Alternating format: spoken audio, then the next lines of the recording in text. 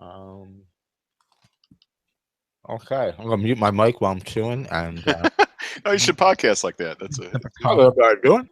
And I'm gonna play the song right now.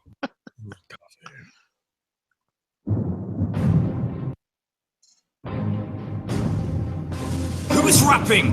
Overkeen. Dragons are not overkeen. I'll dice them like a knife, slicing right through an aubergine.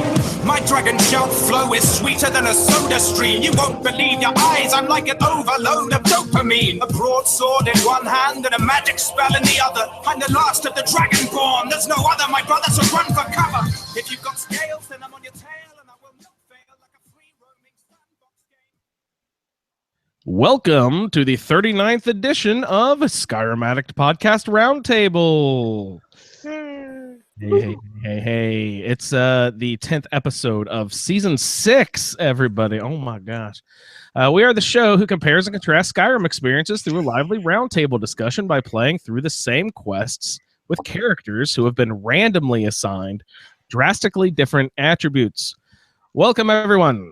Hello. Hey. Oh, gosh. Hey guys. So, hi everybody. How you doing tonight? I'm Andrew from Indiana. We'll go down the line here. We'll say hi to Victor. Hi, what's going on? Hey, I'm Victor from New York State. Nothing much. I'm just sitting here, hanging out, playing a little Skyrim. Oh, nice. That's great. On a cold day. It was brutal. It was 60, 70 degrees in Indiana last week, and all of a sudden it's back into the teens, 20s, and 30s again. It's no fun. Oh yeah, it's gonna be 8 degrees tonight. So. Ugh. Yeah. Moving on down the line. So, Pat. Hi. How are you doing, Pat? Hey, Andrew. I'm doing great. This is Pat calling from the suburban Philly down the main line. Not quite 8, but it's definitely turned cold after some really warm weather earlier this week here. Yeah. And Colin. Hi. How's it going? Evening, guys. Hi, my name's Colin, calling in from Essex in England. Great. Just sitting here with my mates Ben and Jerry. That's amazing. About what year could Ben and Jerry start showing up at Colin's house? Sorry? I said, about what year did Ben and Jerry start being able to show up at Colin's house? I remember when I was a kid, we would go on vacation to the East Coast, and you get this awesome, really rare ice cream called Ben and Jerry's. But now you can just get it everywhere, and it's not special at all.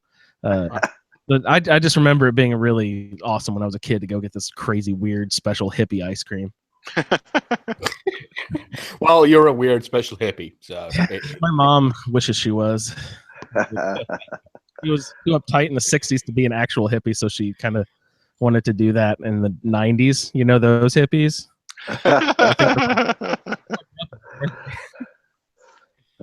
And we also have Michael this evening. Hi, Michael. Hello, I am joining you from Sovngarde. Unwittingly. The weather in Sovngarde is at 8 degrees. It's cold. It's about the same temperature as where Pat is, since I'm on the other side of the river. Oh, the river blocks all the weather.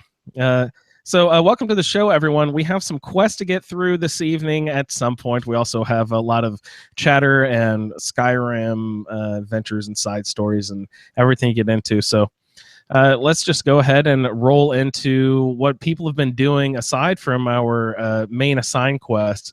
Well, actually, I'll just throw those out. We'll do, within the next 2 episodes of the show, we'll do Alduin's Bane, The Fallen, Season Unending, and Parthenax.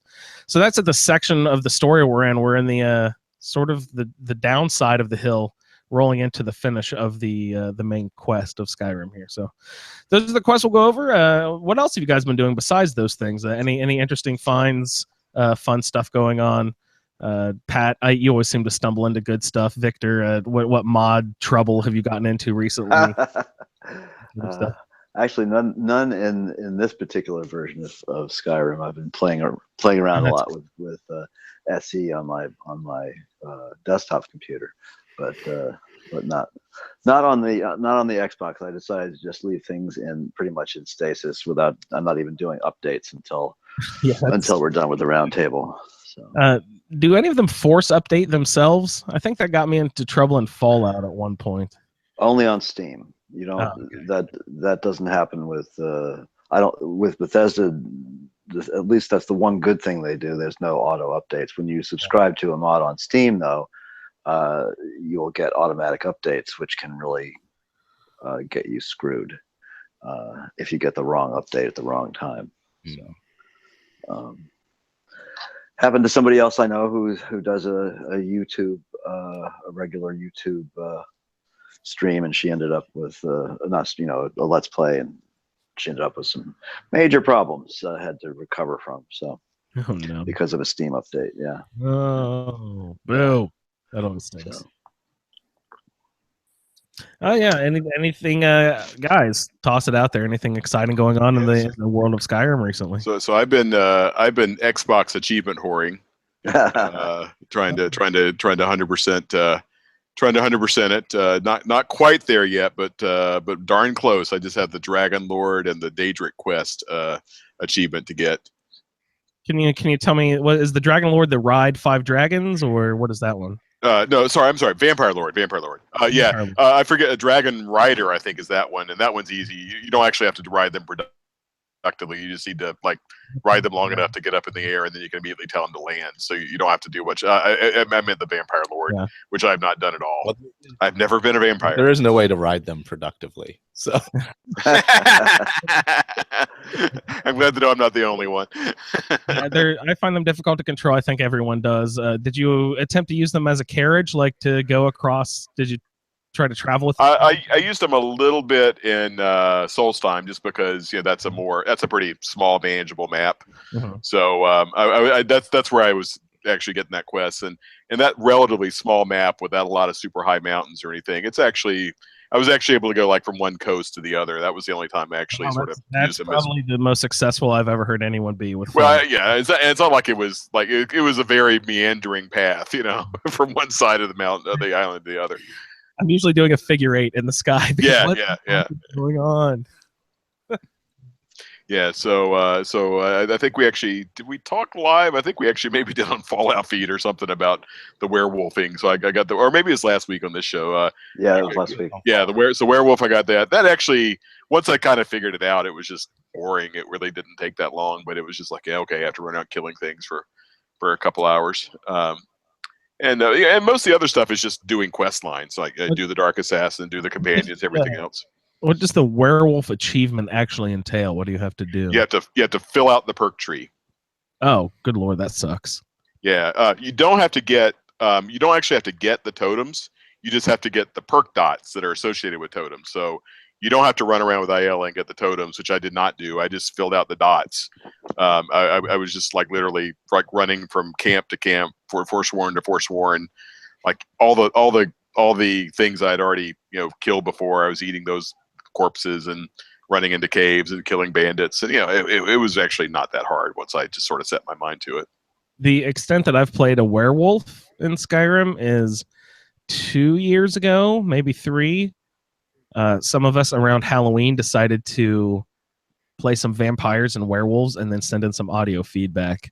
I played one evening of werewolf and sent in some audio feedback. That's all I've played of the werewolf. It's not a big part of the game for me. I've always shied away from it for some reason. Yeah, I didn't have a lot of appeal. I mean, I played it enough to kind of understand the mechanic, and I don't know, Victor, Colin, you guys or Michael, you guys have played a lot more. Maybe you guys think there's something there with the totems or whatever, but it just didn't appeal to me. I was very glad to get back to my normal, sneaky arching and and destructifying and everything. Good lord. Yeah, I kind of agree. I've never had much use for either vampires or werewolves, but I've played them both over, at one time or another. Yeah, sorry, Colin. That's right. Just being a werewolf, you're immune to disease, which helps. That's actually kind of helpful. Yeah, that's nice. And the totem that you want to be able to keep it strong enough so it's worthwhile in the higher levels is Totem of Fear, so that your fear shout that you have as a werewolf, your howl that scares people away, works in higher level enemies, because that'll keep everybody apart from your followers and the strongest of the strongest, the named people. They will be too high level for it, but pretty much anyway. Bandit chiefs even will fear and run, and as they're running and hiding, you can cut them down. That's nice. I was going to say, speaking of vampires as well, has anybody done Dawnguard all the way through with SE? Oh, Yes. Oh, not with SE, no. Yeah. I did it with my Roundtable character. Well, Pat wouldn't know the difference, though. Oh yeah. Oh, if you're comparing it to LE, yeah, of course. I don't know shit about that. What have you noticed, Colin? I'm intrigued. Did anybody have a strange thing with Gelabor right at the very end?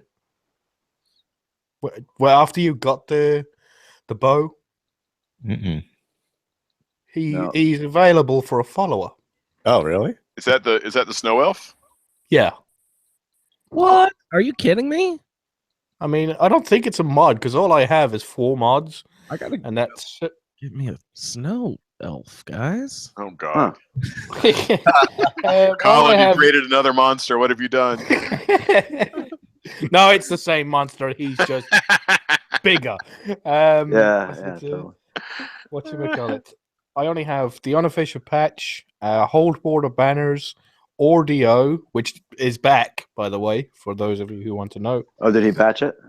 Yeah, patched it and he's really buggy. I had to update my thingy one because it crashed, kept on crashing my game. So he once he brought it back, it updated it, then it was all fine. And the other one was Apocalypse. That's the only 4 mods I'm running, and I don't think any of those would have turned Gelabor into a follower. No, that's I interesting. didn't even recognize his name. Yeah, he's the was it the He's the snow brother elf of the that guy gives you the have to bow? kill. Yeah. Yeah. Oh, Yeah. Bertha. That's all. Yeah. Yeah. No, that's I'll see you guys. I'm off to Dawnguard. You have like 5,000 Falmer to kill before you can find him. So Oh, Yes. Yeah. At least. so many Falmer. Oh God. I need some ears. I got a necklace going over here.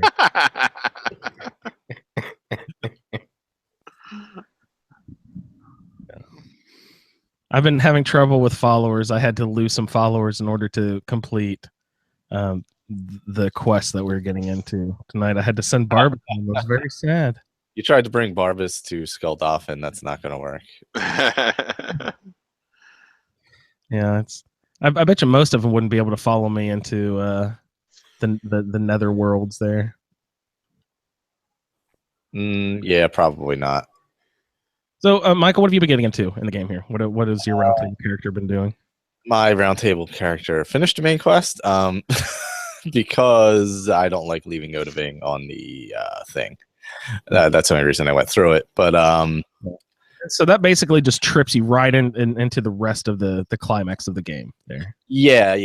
And I'm always worried to leave a main quest like that just hanging. You know, and because things could go wrong, and I don't want things to go wrong. I don't know if there's any bugs with SE with it. You know, I just happened to leave him there for a very long time because I had a detour to go do companions or some such bullshit, and I didn't have any trouble. But you know that doesn't mean you wouldn't. But yeah, I don't think there's any known bugs as far as I'm aware of with Odaving, but it's just it would have been like 3 weeks of me doing a lot of other things, and I'm like, man, that's taking a lot of chances. Yeah. So I didn't want to. No, you're making me a little nervous. I've got him trapped there on the porch. I should. I did have a problem trapping him. I don't know what happened. The thing wouldn't wrap around his neck for quite a while. That's weird. Like he wouldn't follow you deeper into the. No, it came down on him, and then, but it wouldn't lock, and it would come back up, and then they'd have to do it again, and then it just kept happening. I've never seen that. That's crazy. Yeah, eventually it worked, but it did take quite a while. Poor time I encountered. with this yolk on his head over and over again. Yeah, it just kept like smashing down on his head. And Farengar giving him a prostate exam while he's stuck there. You know. Yeah, not helpful. No. If anyone deserves to do that, it's Farengar. Yeah, really. You don't mind if I take a little sample, do you? Oh well, since we talked about what was it becoming ethereal like a couple shows ago, I now use it constantly after never using it the first 5 years of the game. I find it incredibly handy. What are you doing with it? Are you just leaping off the side of tall mountains and saying "F it"? Yeah, because I'm not fast traveling to get from throat of the world to places, it's a lot faster to go off the side of the mountain than it is to go down the steps every step. It's really fun too, isn't it? Yeah, that's cool. Now, does your ethereal last all the way to the bottom? No, I got to do it a few times. I don't really take too many chances with it because I don't, who knows if I've forgotten to save and say have to go to Sovngarde again or something. So I try and be judicious with it to say. Do you initiate it mid-air, like as you're falling, or do you have to initiate haven't even before you jump? Have not even thought. I don't think the recharge is fast enough to do that. So, yeah. But, I just didn't know if it would allow you to activate it in mid-air. If your feet would have to be physically on the ground in order to shout it. No, You can't shout while falling. okay. Thank you, Colin. Can you take a potion while falling? Oh, yeah, I would assume, right? Because you can go to that inventory screen at any point. Doesn't right? what's his name? Oh wait, that doesn't make you ethereal, does it? Actually, the potion you get from the guy in what is it? Not Bleak Falls Barrow. The one in Iverstead. What the hell's that place? The Barrow in Iverstead, or the the Phantom, Phantom filter of the Phantom, or something like that. Yeah, that make you ethereal? I don't think so. No, it just sort of gives you a blue light that makes you look scary and makes your eyes bore through other people's souls, according to Wilhelm. Wow. What is this? Tell me about that potion. That sounds awesome. No, I'm just being silly. That's the one you get. What is that place called? Why can't I remember? Yeah, it's that one with the stone and the paths and the hallways. Shroudhearth Barrow. Thank you. Yeah, it's where they think there's a ghost up there. You get There's there. It's just a guy, and you end up killing him, and then there's the potions in there and all that. So yeah, there's some good stuff in there. That's actually one of my favorite little side quests. Yep. And then you go back there, and it opens up a little more because you get the claw from the bartender. Yeah, it's a root. No, it's Sapphire Claw, I think, is the one. And whatever the place is in Iverstead, the bar in Iverstead. Yeah. Oh, and I just found a place where you can get stuck in the rocks on the way to Whiterun. So that's eat that. I was just thinking about that the other day. Look at you. I was remarking to myself, oh wow, I love how in Fallout 4 I don't get stuck in mountain crevices nearly as often as good. And then 2 seconds later I got crevice. I was like, fuck. But seriously, that is the worst. And especially if there's an enemy who doesn't know that you're there, but they're still close enough that it'll prevent you from being able to fast travel out and back. Oh god, I hadn't thought of that. That's because on PC I just issue a couple of console commands and it gets out. But yeah, on a console you have to fast travel. That's right. Yeah, you'd have to fast travel out, and if an enemy's not there, or if he's there but doesn't know you're there, he'll just be sitting on a bench. You're just like, fuck, hello. Or if it's too far to walk, then you can just TCL as well. Can't you, Pat? Yeah. Yep. That's right. I was listening to that the other week. Hey, in a pinch, that's if you do what it takes. Of course, for the first year and a half I played Skyrim, I didn't even realize didn't even think of fast traveling out, so I'd sort of go back a save or something like that. What an idiot. Anyway, sorry, Colin. No, sorry, I was just talking about Pat's New Vegas playthrough. Sorry. Oh. I'm sorry at the risk of seeming ignorant. TCL? It's the no clip command. It turned. I don't know what TCL stands for, but it turns off collisions, meaning you can it just walk through stands for toggle clipping. Oh, there you go. Okay. Yeah. And that allows you to get out. Yeah, walk you can through walk walls through or whatever. Yeah. It's the like on console we have to take a fucking plate and push it through a wall or something. Or Yeah, you can do a that, actually. pylon or whatever. Yeah, the pylons. Yeah, that's the Fallout version of the bucket, the Skyrim bucket.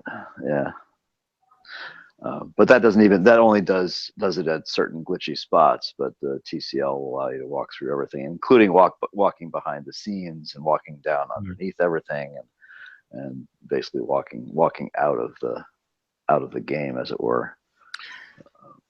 So, all right. So while we're on a brief Fallout diversion, there's an area in Fallout 3 that you can only get to through God mode or no clip or whatever. It's somewhere, I forget exactly where it is, but basically it's if you go there without God mode turned on, the radiation is so high it just insta kills you. But if you leave God mode on, you can walk around. It's just some area you get like 1,000 rads a second in Fallout 3. I've never been there personally, but I've seen videos of it. It's I forget what the point is, but it's just one of those kind of weird areas that you can only get there by console commands. Have you guys gone to the one underneath of Whiterun in Skyrim, where you hop out of the gates? No. From the barrel. Evidently, you can go to the front gates.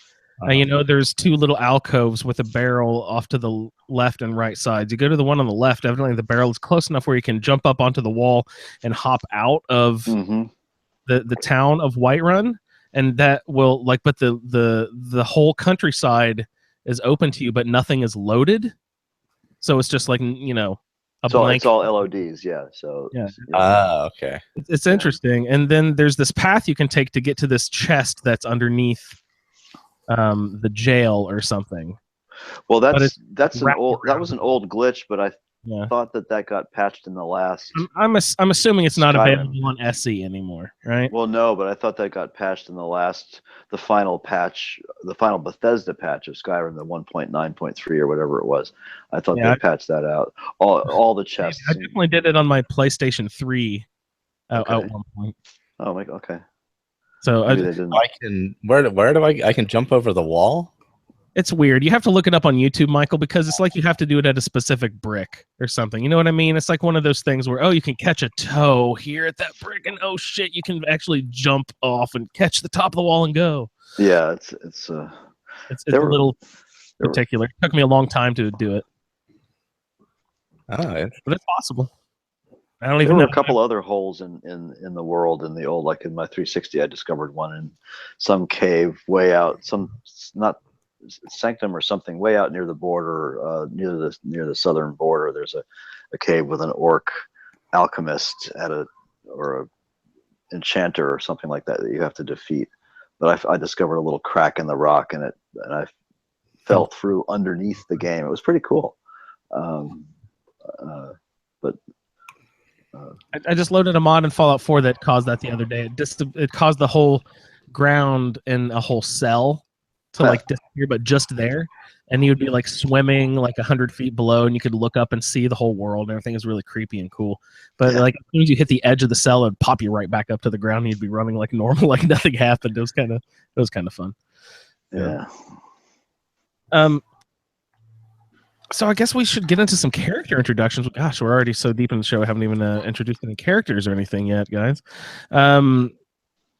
So I will just quickly say I am an Oregonian named Curing Tinkerkeeps, a bard with a lute, a back. I like to do the old kabong attack with my lute and bash people in the head. Actually, no, you can't do that. I'm sorry. A restoration specialist. Also have some light armor and smithing skills. I have a couple of mods loaded. One that lets you have the backpack and loot and stuff like that, but you can hang an amulet on your backpack. Mm-hmm. That's really fun. I like that. It gives you like a little extra boost. And I've also got a cape, and I think I've got some sort of no, the cape isn't enchanted with anything. I can't enchant it with anything yet. I don't think you can enchant capes, right? No. It was the robes. The graybeard robes I have, they it's basically like putting ballistic weave on them. They have armor on these robes. It's pretty sweet. So yeah, that's an Argonian. I'm supposed to be doing the Imperial side. I really haven't touched anything of the Civil War at all. I've been trying to avoid that, and that actually almost caused a little bit of trouble in one of our quests coming up here. I had to play around with that some, but yeah, that's curing Tinker Keeps Argonian. It's been really fun because the restoration stuff. I just you know me, guys. I have all my huge band of followers. I just like to toss heal other out there, but now I'm starting to get a lot of enemies that are higher level that are resisting heal other. So I'm gonna have to find whatever the next level up of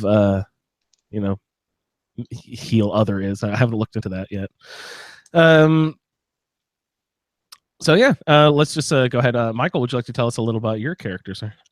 My character is Khajiit Maskir.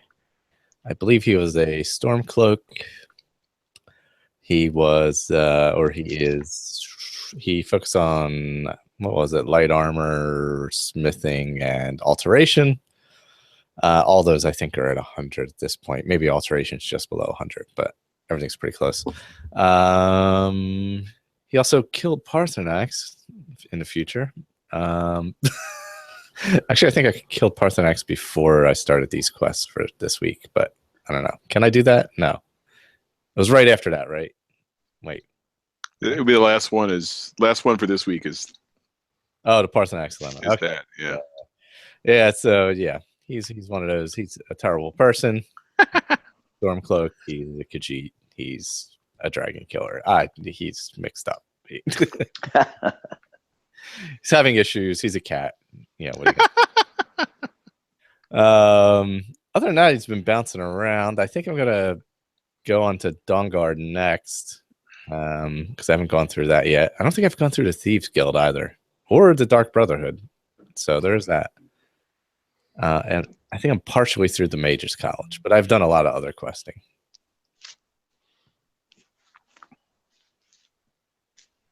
Cool. And where else have I been? Let's see. I've done Legendary. Oh, I did Dragonborn already. I did that before doing the regular main quest, which is, I don't know why. I just did. Have you been playing the whole this particular character on Legendary, or did you increase that recently? I increased it a while ago. Usually I'll increase it right around level 30 or something like that. Okay, yeah. You kind of hit that tipping point where.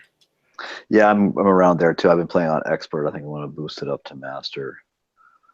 Yeah, I jumped it up. It's been a while since I went Legendary with it. It's because he's level, I don't know, like 70 or 67. Sorry, about to go 68. But once you get above that, like 50 or so, it's really negligible how much more powerful you get.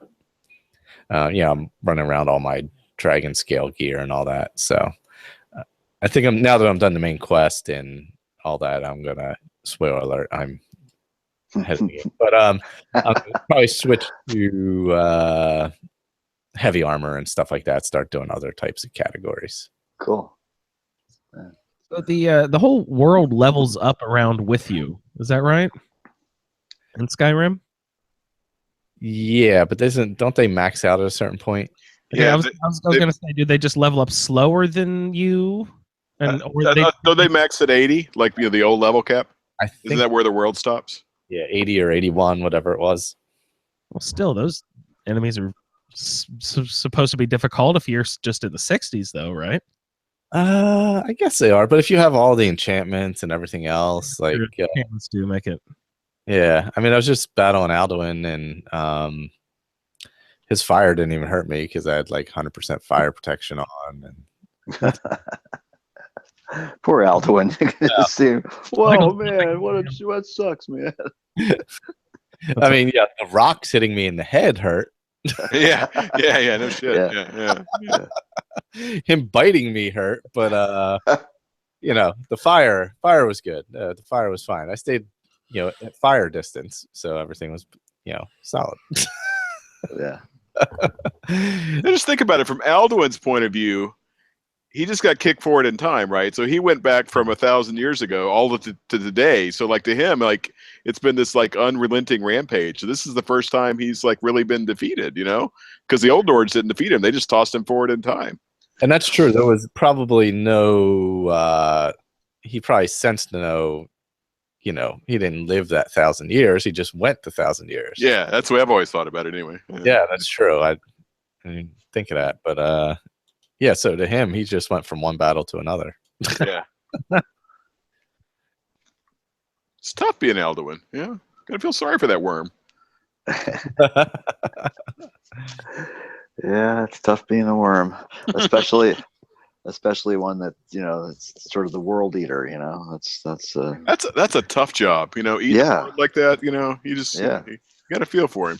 Yeah. Somebody's got to do it. I mean, next thing you know, he'll be eating his own tail or something. Alduin Ouroboros. Yeah, Ouroboros. Yeah. Awesome. So where were we with character introductions there? Michael, did you... Yeah, I kind of went through a general synopsis. Colin, would you like to tell us a little bit about your adventurer, please? Sure. Hi. My character's name is Legate Jonaria Arkvalen. No, sorry. No, it's not. It's Legate Clicia Iridia. There we go. That was strange. Sorry, I've just been playing so much ESO lately, so I just finished up in Rothgar. Legate Clicia Iridia, she's an Imperial. Her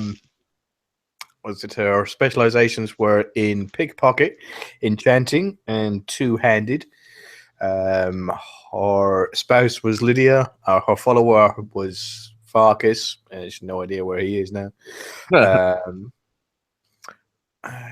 Yeah, she's completed Dawn Guard, Companions, and the Civil War, and living mostly in Lakeview Manor. Nice. I like Lakeview. Yeah, Lakeview. That's my main house now. My main squeeze. Yeah, What's at Lakeview outside? Do they have the fishery, right? Not the apiary. No, that's the one up north by. That's Winstead has the fishery. That is the fishery. The apiary, the bee place, is that it? That's You Lakeview. can get. Well, I thought you could get apiaries at all of them. No. Might be able to. What is the special edition at Lakeview now? I'm totally drawing a blank. Oh, it's a necromancer down the hill. That's your special. Yeah. Yes. Yeah. You can't get an apiary at Lakeview because I'm looking at mine. Yeah. Yeah. He's there to get rid of all the dead bandits that you killed. Sweep them away. That's true. He's always there, isn't he? Not motherfucker. And giants. There's always giants roaming up my street right in front of Lakeview. Oh yeah, they love coming up that road. I don't know why. Watch out! They steal your cows. They take your fucking cows. I was just about to say.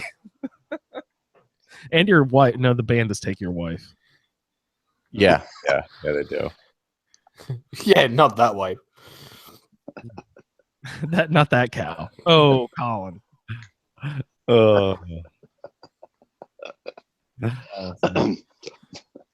So Colin, thank you.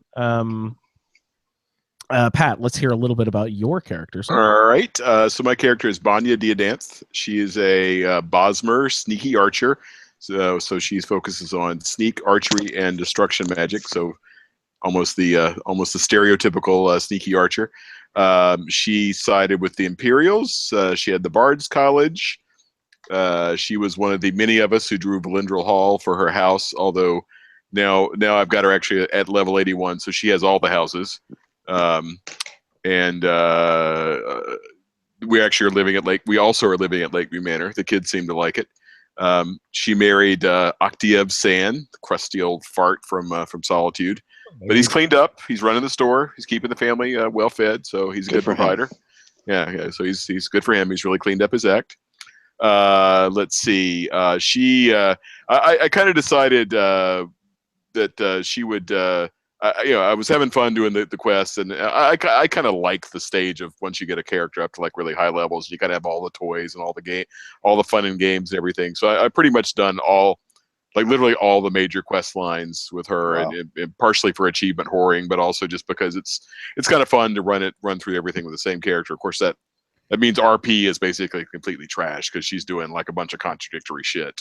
So from that regard, it's, I sort of said, all right, I got up to about level 45 or so, and was said, you know what, I'm just gonna start running through some of these main quests and achievements and everything, and sort of threw RP to the winds. Although I had a good time RPing her up through level 40, 45 or so. So so that's her deal. She's right now looking for the Ebony Warrior. That's her current. It's not an achievement, but that's the thing she's trying to find right now. What? How is that not an achievement? That seems like one of the big things in the game that should be achievement. Yeah, you would think. I mean, there's some other stuff that's pretty stupid that's achievements, but that one's not for some reason. You would think, yeah. That doesn't make any sense. Pat, I was curious. You had never played Skyrim before getting involved in the roundtable. What's going on with your impressions of Skyrim? You've been pretty much a single obsessed Fallout type of guy up until this point. Are you welcoming gladly Skyrim into the fold? Well, so look, so I've done like fantasy RPG type games for many years. So in that regard, it's it's a perfectly natural setting for me, and it's when I'm generically the setting and everything, I'm all over it. I really like it, and so from that regard, yeah, I've definitely had a good time, and have liked it a lot. It's obviously really well done. Nice open world, lots of many options, lots of different ways you can go. So I'm having a good time. I think it has for me like sort of the old school of all the good stuff of fantasy role playing, but then like also all the like nice open world and all the other aspects of a Bethesda game. So in that regard, it was a fairly natural fit of kind of making the transition from the Fallout universe into the Elder Scrolls universe, and having a great time. I obviously think graphics quality, all that stuff is top notch. So it's easy to like. It's a game that's really easy to like. Yeah, totally fun, awesome, good deal. Thanks for joining us again, Pat. Victor, would you like to tell us a little about your character, please? Sure. My character's name is Freya Hawthorne. She is a Bosmer.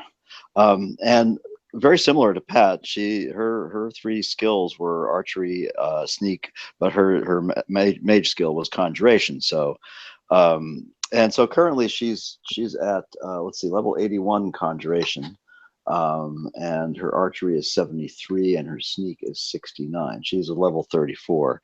So I've been taking it slow with her. Her spouse is Sylgia, who was she's a little mini quest in Shor's Stone. So and they're living currently quite happily at Breezeholm, but their target home is Proudspire Manor. So that's going to take them a little while to save up the cash for that. 25,000 gold, is that right? Yeah, and the school taxes are very expensive in Solitude. So while Sophie is still in elementary school, they're going to stay in Whiterun where it's a little cheaper. And they're constantly repairing that bridge, and that's just super expensive. Yeah. So, but as soon as Sophie moves on to high school, she's going to be wanting to go to the private school there over attached to the Bard's College. So they'll be moving to Solitude. Nice. Now, Freya's human follower is supposed to be Belival, and her other follower is Skillang, both of whom are Dawnguard followers. So that hasn't quite come about yet. We're going to work our way up to that. Her faction was the Companions, which she has pretty much completed. She is the Harbinger. And her Civil War side is the Empire, which kind of conflicts a little bit with her backstory, in which she considers the Empire to be well, let's just say she doesn't like them very much, and so we're gonna have to reconcile that before she joins any Civil War questing. And other than that, that's about where she's at right now. She's just enjoying her time with the Greybeards, enjoying, among many others, the Thunderchild mod, which adds a whole rainbow of new shouts to the game and some really nice little side quests and things like that you can do. Do you have a favorite of the new shouts? No, I can't say that I do. Well, yes, actually. Well, I have one that I have probably used more. Let me just hop over that. I've probably used Curse more than any of the other new shouts that Thunderchild adds to the game. I believe I've used that a few times. Is that the one that causes it's like I'm rubber, you're glue? No. Well, I don't know. I'm not sure. I don't catch that reference, but what it does is the phrase is I'm not aware, or I have no recollection. What's your thing? What's your bag, Andrew? You usually say? I'm sorry. What's that? What do you usually say when you don't get a reference? I'm not aware. I think he says I'm not aware a lot. Yeah, I'm not aware of that. Sure, that sounds like. So explain that one to me. Oh, it's just I think it bounces back. Yeah, whatever they're casting at you bounces back and actually does that damage to them. Yes, that's your Thum briefly condemns your enemies to suffer the physical or mystical pains they inflict upon you, back upon them. Somebody didn't take grammar lessons, but anyway, that's how the description reads, and it's really good as long as you have enough health points to survive the first hit. If it's a big hit, so if you can survive the hit of, say, a Draugr Deathlord or something, the Draugr Deathlord will often just drop dead in front of you. Nice, great. It's a great shout. I've never taken it up above the second level, and I don't remember all because with Thunderchild you have to learn the words, and then the words can populate new shouts, but you have to pray at the altar of Kinnereth successfully in order to learn the new shouts and populate them, add the words to. So it can take a while to get them all done. There's a ton of them. I mean the latest one I just picked up is Alessia's Love, which it says the wife of Shor, Alessia symbolizes the unbreakable bonds of love and mutual trust. I have no idea what the hell that shout will do. I haven't tried it yet. Embrace. Yeah. So and there's one for archers called True Shot. I have 2 levels of that. Carried by your voice, your arrows strike true across great distances, and it works pretty well. But it's one of those things you have to remember to do the shout and do it at the right moment. So what I've been doing lately is I'm just trying to level my speech up a lot so that I can get all of the good shout-based perks that Ordinator adds, and then. Because a few of them, and then along with an amulet of Talos and everything else, that should make shouting really, really quite effective. And this is coming from Victor. Like, if I remember right, Victor used to forget that shouts even existed. For a long time, I didn't use them at all. Yeah, except for Fus Roda. Well, because I had issues with the way Bethesda sort of implemented the whole system. I mean, that's fine if you're willing to game it. I just sort of thought it was semi-useless with the excessively long reload times or whatever you want to call them. I forget. But so it was just, and then of course with my brain I would just simply forget to shout. So that's, except when you had to, like for a whirlwind sprint in a couple of spots or whatever, or clear skies. Can I check back in on Curse with you for a second here? It bounces back the damage on the person, but you have to be able to withstand that initial amount of damage. How often is it pretty frequent that you find enemies that will actually deal more damage than they can withstand? Does the question make sense? Like that Yeah, they it will. does. I just haven't really analyzed it to that extent. I just sort of use it when it seems like it might work, and it very often doesn't. It doesn't necessarily make them always drop dead, but it'll certainly take them down quite a bit. Nice. That's cool. Yeah, I mean, I've definitely tried to use it a few times. I tried to use it on a dragon, and he what's it called? It's not deny it's too powerful for it. Yeah. He ignored it or whatever. Yeah. He was just Resisted, like, oh, right? Yeah. Dragon resisted. Cursed. Oh, okay. Great. That was fun. Oops. Yeah. Dead. Yeah. Oops. Now I'm toast. Yeah. But I don't. Yeah, I don't recall. Shouting that at an enemy that resisted it. So I haven't tried it with a dragon or a really, really high level, enemy. So, but it's a handy shout. I'm consciously trying to use more shouts this time because and there's a whole slew of them, and so every once in a while, I have no idea what I've done, but I'll just see in the top corner, Kine is pleased with you. I'm like, oh. That's probably because you shot a one of the little animals that was, or creatures or whatever, that was highlighted in green. If you shoot enough of those, it actually, I think it adds up to a dragon soul. Oh, great. Yeah. There was a green goat following me the other day, and I had no idea what that was about.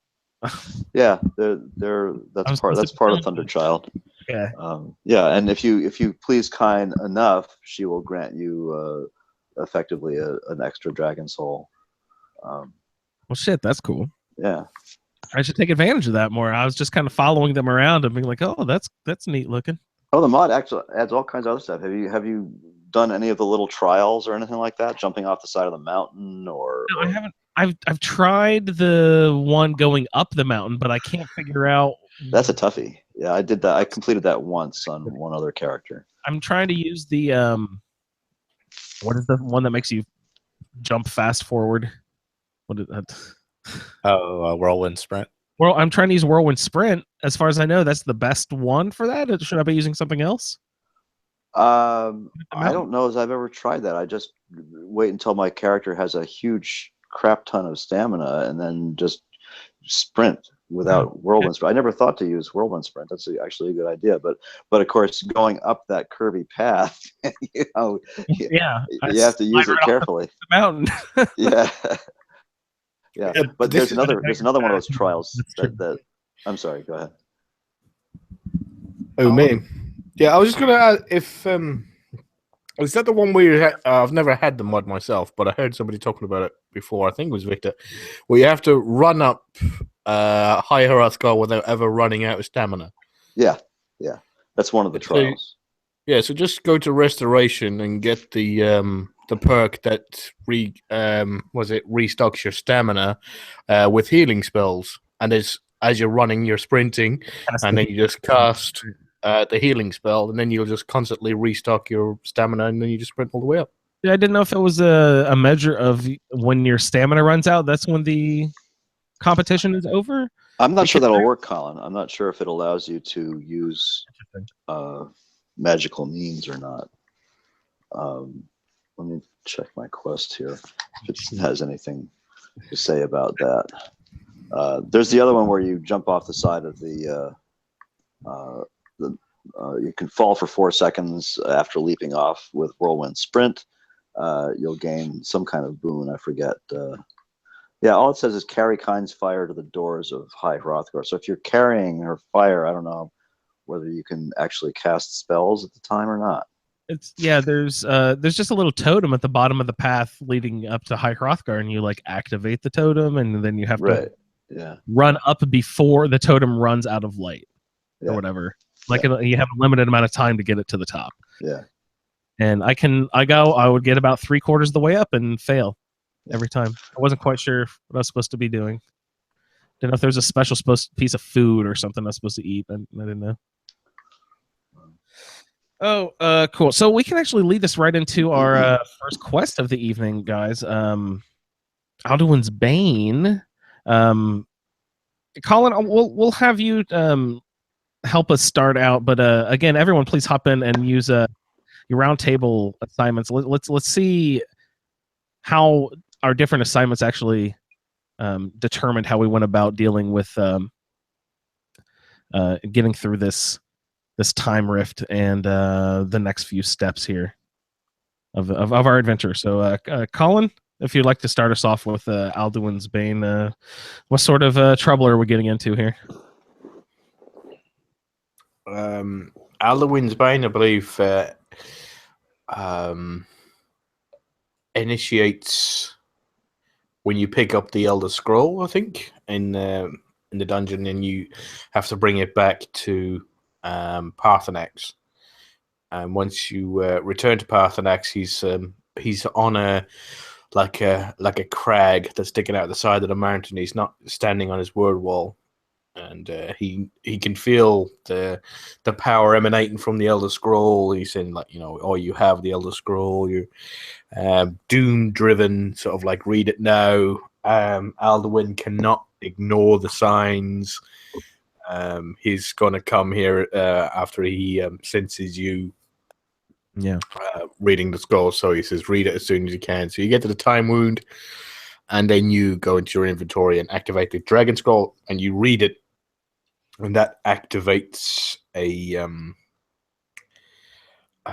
vision of the past, where you go and you see the ancient Nord warriors who are fighting Alduin. They were the leaders, along with Parthenax, of the resistance, the tongues, who were going against Alduin. Yeah. And they have everybody, like, they've got a whole army that's probably out there fighting the dragons, but they're the ones who are standing on the top of at the throat of the world, probably where most of the dragons are.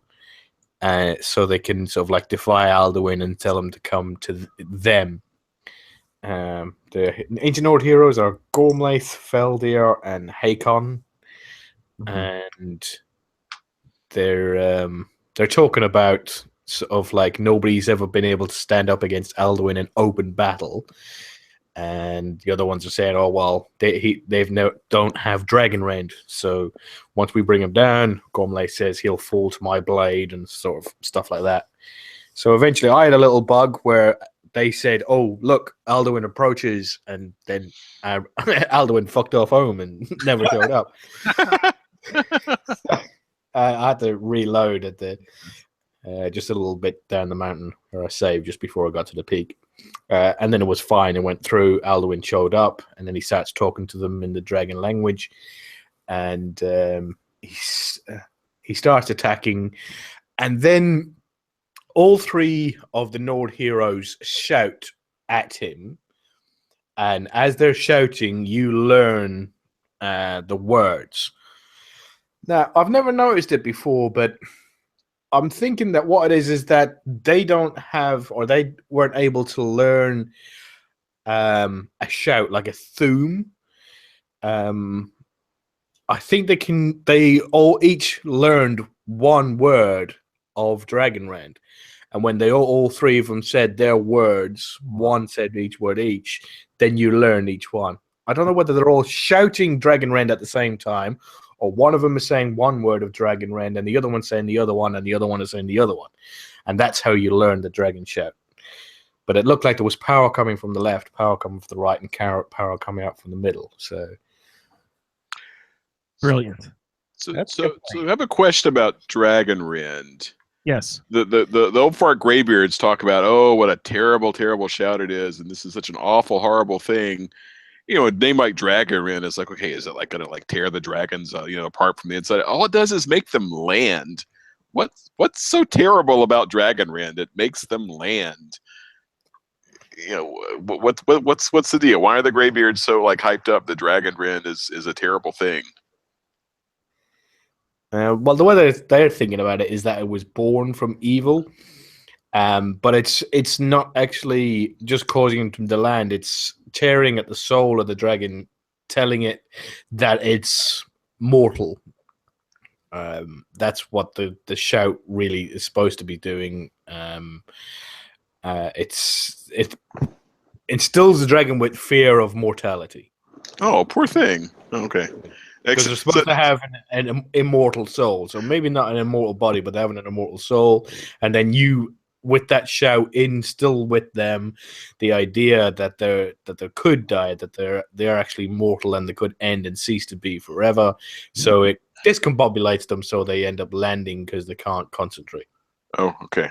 All right, that makes sense. Although it's just still kind of comical that yes, a little existential crisis here. It's that's really all it does. Oh no, I have to land.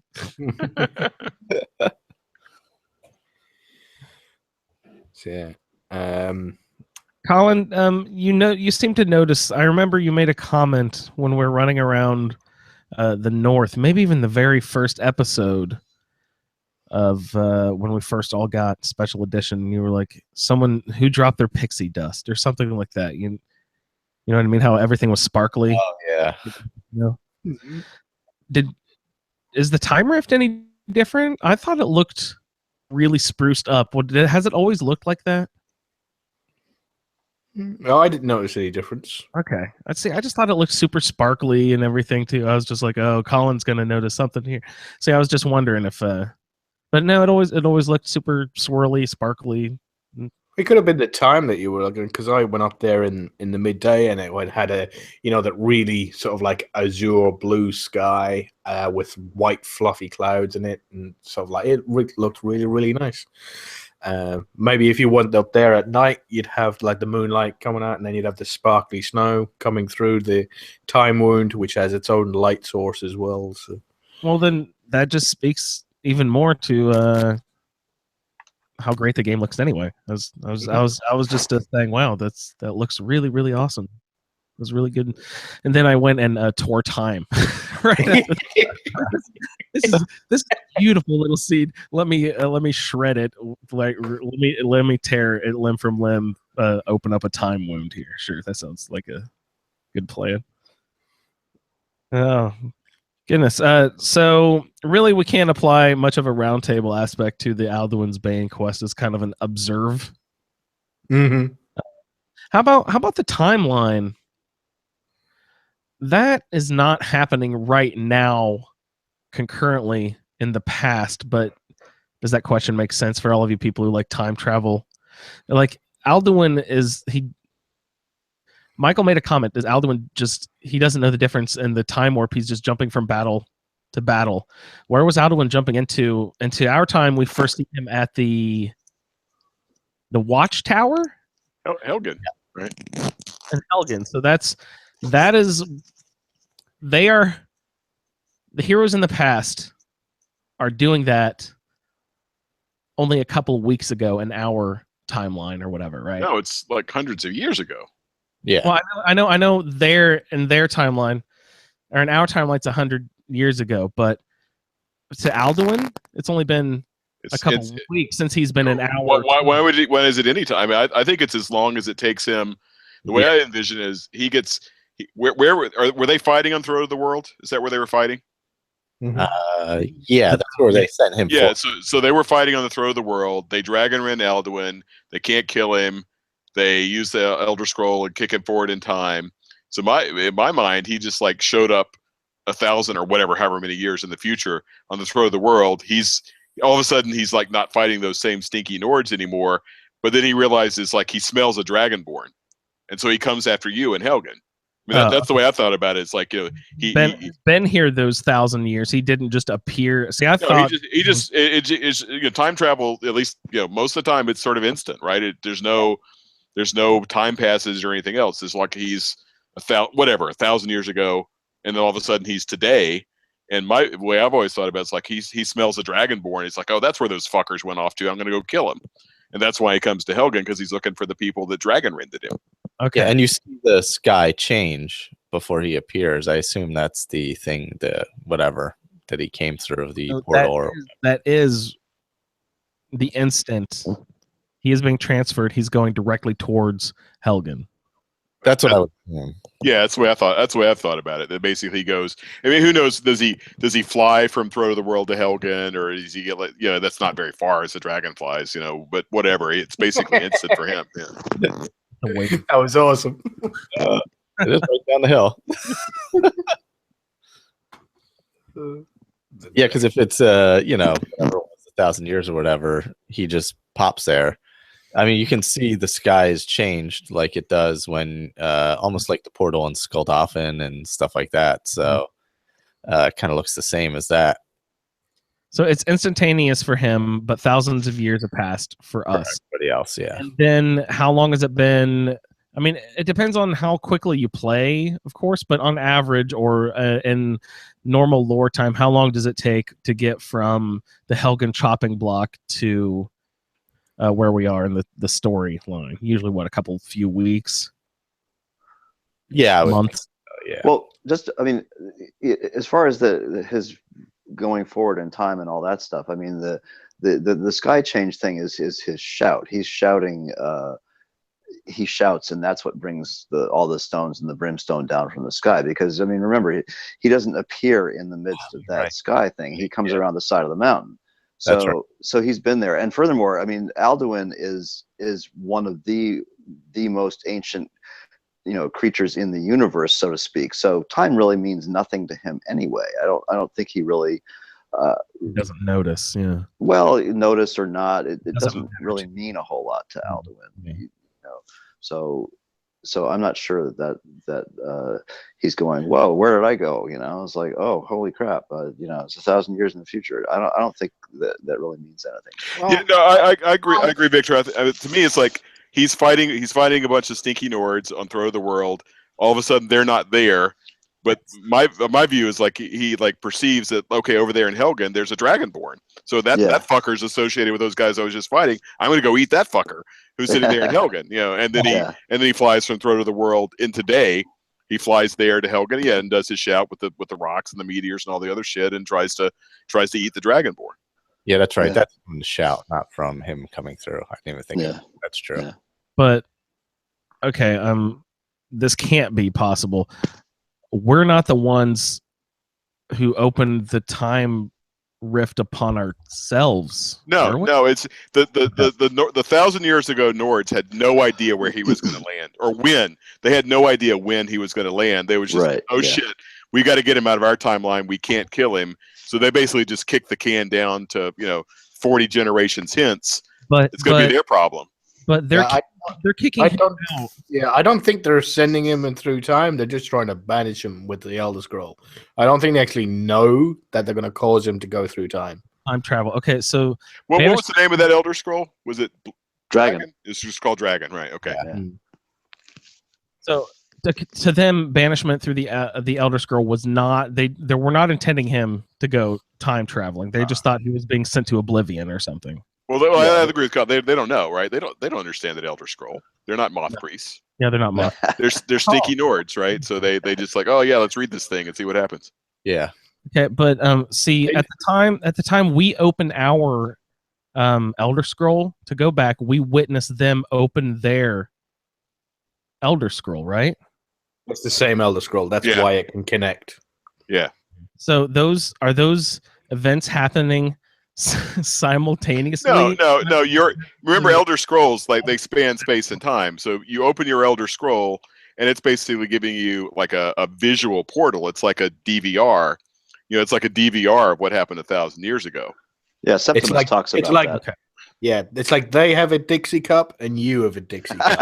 And the time wound is the string. Colin, I'm not aware. You never did a Dixie Cup telephone? Yes, Pat. I've done Dixie Cup. Well, you said you weren't aware, and we have to take that seriously coming from you. I was making just a little tip. No, Andrew is never serious. I'm still going to rock this theory. It's very wrong, but I'm still going to rock this theory that we caused the time rift. No. I don't buy that at all. I'm going to stick to it.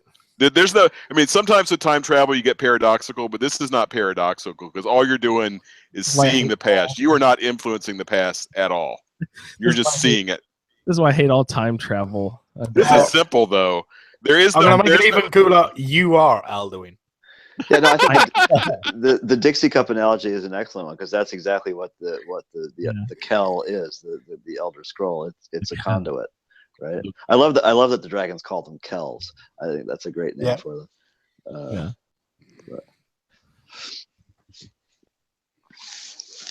Is there more to the quest? Yeah. What are we going through here? We've gone back and we saw them all shout either 3 different words simultaneously or all 3 words. Colin didn't. Yeah, I didn't tell. know, but it just looked very cool. Plus, it was blue as well. The shirts were blue. Our shirts don't have color, so it was kind of cool. And then you learn the Dragonrend chant, and then you come out of the vision from the past. You put down the Dixie cup, and Alduin is floating there, hovering, looking at you, sort of like, and he's pretty pissed. He knows what you've done, and he's like, I've fed on the souls of your ancestors, scumbag. You're not as bad as me. I'm big, you're small, blah, blah, blah. I'm the guy, I'm the tax collector. So, like, all your shit. And then shit goes down. He just starts attacking. Parthenax says, use Dragonrend, bring him down. And then it's just a pitch battle. It's just you, Alduin, Parthenax, Lydia going to town, and it's just all out war. Lydia. And it's awesome. Of course. Does Alduin like cast a sideways glance towards Parthenax and be like, hey, fuck you, bro? Yeah, really. Yeah. What fuck? Well, in the vision, where he realizes when he gets hit by Dragonrend by the Nord heroes, he does say, Parthenax, my teeth to his throat. Or is my teeth to his throat? Uh-huh. So he knows Parthenax has betrayed him, and he knows Parthenax that is the one that taught them how to shout. From I think Kine was the one who asked Parthenax to teach men how to shout. And well, because he thinks Parthenax taught them that shout, which of course he didn't. They made that one up themselves, right? Yeah. But yeah. And how did they create that again? From hate and evil. They're stinky Nords. That's how. Yeah. lots and lots of mead. Yeah, that's right. Yeah, yeah. You know what would be so cool? Yeah, that's right. Where they got their fucking awesome, man. Did they tell us where they got their hands on the Elder Scroll? Do we know their sort of like their story of the Elder Scroll? That's a good question. I don't know. I don't know if we do or not. I don't think it gets into that. I mean, there might. Yeah, I don't remember it. But Yeah, you'll find out in Elder Scrolls 9 when the Dragonborn becomes Alduin. in 2050. Yeah, and goes back in time And, with the Elder Scrolls. pardon me, a little flash forward. Are these are the same 3 that help you in Skuldalfin, or however it's pronounced? Okay, cool. Spoilers. Well, not Skuldalfin in Sovngarde. That's what I meant. What was Skuldalfin? That's the place you used to The transport. temple. Yeah. That's how you get to. And wait, there is. Okay, let me think about this for a second. Is his name Nakreen or something? There's, I think, the last Dragon Priest mask, perchance. Nakreen or Nakreem, something like that. Yeah. Yeah. So I think that's always the last Dragon Priest mask I always get, because it's buried so deep in the damn storyline. Okay. So we have to learn the dragon shout. We did that. Now we have to wait. We still have to defeat Alduin, don't we? Mm-hmm. Yeah. What Colin, what did your build lead to any interesting battle? What do you use with dragons? Is Alduin a special case dragon? Yeah, I did notice in this one that he concentrated more on my character than Lydia, than my follower. Which, like, she in our fights, she is the tank. She's the one who goes up face front and sort of like takes one. Well, I can either stand behind her and heal her up and keep her alive, and she can do all the damage. But Alduin was turning away when I got anywhere near. Was turning away, so I threw Durnavir at him as well. So instead of once I got him down enough health so he wasn't getting flying away again. I didn't need Dragon Rend anymore, so then I summoned Durnavir, and Durnavir, Parthenex, Lydia. He was fucked, basically. Yeah. So Nice. Well, so what does Durnavir remind us? He Soul Cairn? Dragon from the Soul Cairn, and he also summons 3 undead warriors: a Wrathman, which is just an awesome name, a Bone Man, and a Mist Man. Ricky Wrath, man. Yeah. He carries a Warhammer, the Wrathman, and I think if you're high enough level, he carries a Dragonbone Warhammer. oh wow. That's great. That's cool. I would never thought of course, I don't think I've ever done Dawn Guard before this part of the main quest. So Yeah, I don't think I have either. Yeah. And if anybody's thinking that their playthrough is getting a little bit stale, my recommendation is doing like Dawn Guard like really early, or Dragonborn. If you can get to was it Soul's Time, do that like from like level 8 and then come over to Skyrim. It'd be slightly OP from the powers that you get over there, but it's also a lot of fun. You're coming from a different world, coming from a different where you've played on Soulstime for so long, and then you get to Soulstime. And then you get to Skyrim. It's awesome. You really do. I mean, some of those battles in Dragonborn at that low level. I mean, that seems difficult. And yeah. Colin, I was incorrect on the Facebook group not too long ago. We were having a conversation about when each of the DLCs kind of kicked off. I automatically assumed that the Dragon Cultist for some reason would come after you after level 10, but that is not true. You evidently that it is kicked off by an event somewhere in the main quest, right? Yeah, once you get acknowledged as the Dragonborn, they show up. When the Greybeards do that shout thing. Yeah, I think it may vary slightly, but I found them like as soon as I came back to Whiterun from High Hrothgar, they jumped me. Yeah, or even Iverstead. They'll grab you in Iverstead when you come down. When you come to mountain, yeah.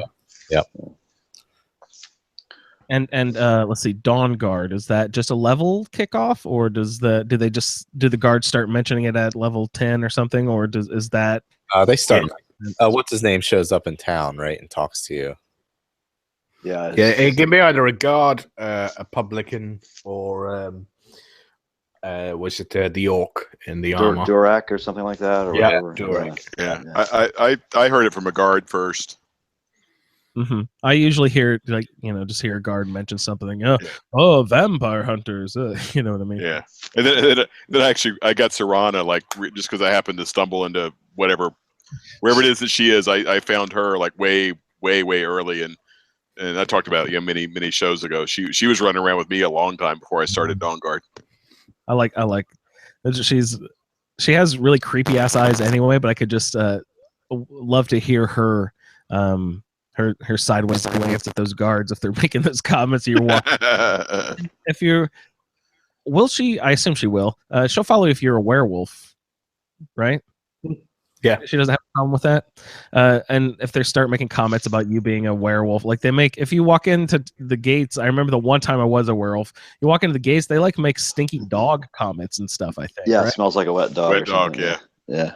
Actually, I think they'll do that just if you did I don't think you actually have to be a werewolf. Oh, really? Yeah, nice. I think I read that because I was reading up on the wiki. I think that's what the wiki said. You just have to have done the quest. Nice. Not necessarily be a werewolf. You just have to be associated with those companions. Yeah. That's great. So let's get back to our dragon battles, guys. Let's run down each of us's adventures. How did our dragon battle go? Michael, did you use anything fun? Did Alduin? I used a lot of in the first battle up on the mountain. He lands in that one spot, so prepared ahead of time and put down a few runes. They didn't do too much. I'm playing on legendary, so the damage to Alduin, even with 5 runes down there, wasn't really all that significant. So, but yeah, like Colin said, I felt like he came after me more than he went after anybody else who was up there.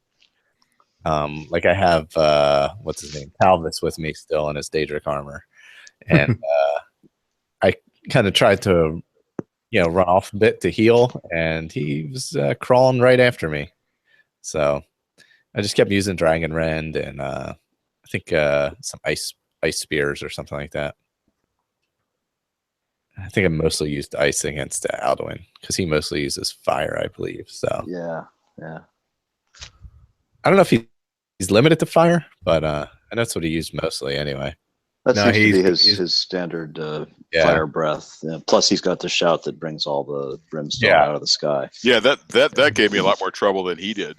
Yeah. That can do some damage. Yeah, What is so that called? We now have that shout. we have clear skies to take care of it. Oh, you can get rid of it with clear skies. That's right. But Yeah. we through, I believe it's through Apocalypse. We have basically the same thing. Is it? What is that shout called that will start bringing brimstone down? I think we've used that, right? Armageddon, is that what it is? Yeah, With- through with- Armageddon. Yeah. That's Yeah. your Yeah. good call. You can like bring meteors down. That's really fun. I like that. yeah. And Earthquake, is that the other one? I don't know. That's I another like that one. thunder shout. I think I haven't tried Thunder Earthquake Tribe. yet. Okay, yeah. I like about those. All right. Sorry to interrupt. Let's get back to Dragon Battle. It's cool.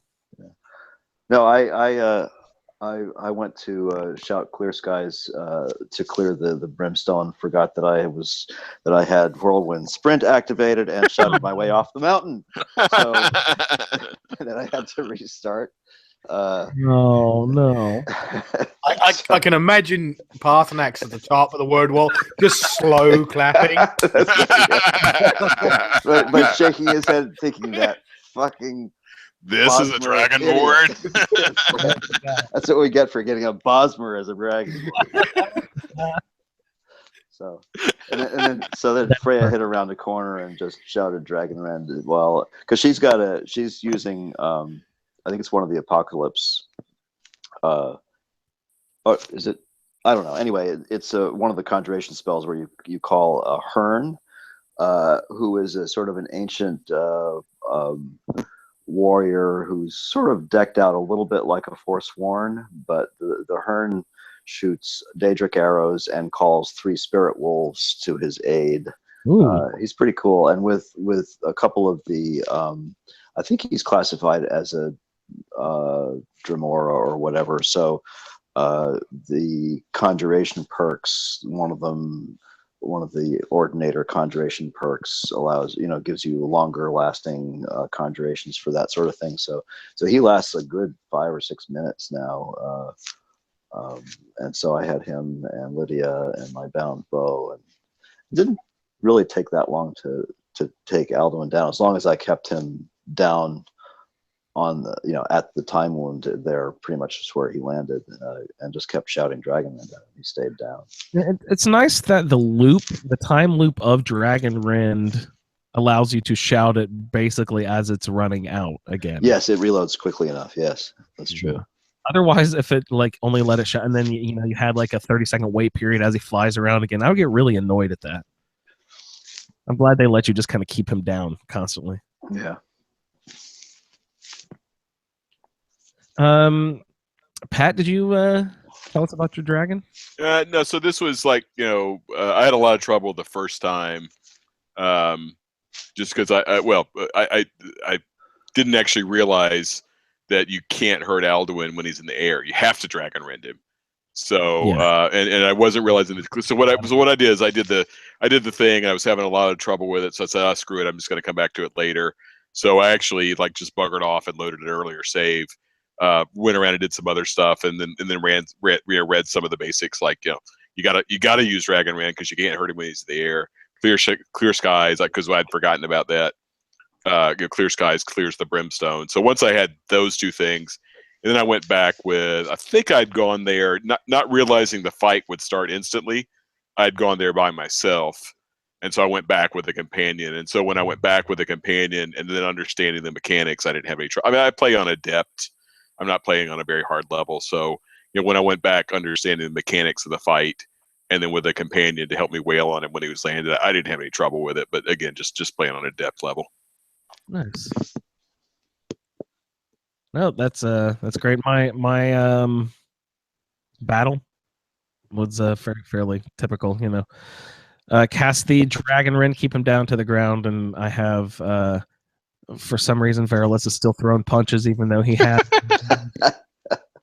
arranged, you know, lightning or whatever. He's got a nice spell that he could cast, he just doesn't do it. The Priest of Archay, who would rather punch his way through a battle. Well, that's just the thing. You just like ruined your reputation all across Skyrim now. It's like, oh yeah, sure, you're the Dragonborn, but this is the Priest of Archay that punched Alduin to death. That's right. I get all the credit, the badass credit, but the people should really be scared of my dog on a leash, Verilis here. You know, Yeah. take everybody down. But you know, my general party is really good. You know, I'm really sad that in the future from this event, I have to get rid of Barbas, but he's a very big help in this because you know he's pretty invincible. Yeah, you know, healing everyone from back. Alduin himself, of course, resisted heal others. So I would, you know, what would I do? I probably threw on like some sort of whatever the highest level destruction spell I had at that point. Electricity higher than sparks. I'm not even sure which one. It wasn't chain lightning yet, but Thunderbolt, or is that lower than higher than chain lightning? that's probably higher than chain lightning. It's still my destruction's still not even that high. But at this point, I'm starting to hit lots of enemies who are resisting a lot of my attacks and heal up stuff like that. So, you know, the warring party always helps out really well. I love the animations of everything up there, including the time rift, the swirling. It looks just like swirling, sparkly snow to me, and the brimstone falling from the sky and everything. I like all the animation, the flashback animations, the sort of you getting ripped through time, the flashback sequence, if that makes sense, as you open the Elder Scroll itself. I really like a lot of the animation sequences and the events that happen up there. And you get a large section of lore too. You know what I mean? I'm usually not the most hardcore guy and making sure all the lore checks here and there and all that stuff. But it is a good section of good Skyrim lore that you get on top of the mountain there. So it's a great event to me. Did anybody else have any other dragon battle stuff that they wanted to mention here? Was there anything else on the quest besides defeat Alduin? Does that close the quest? I would assume.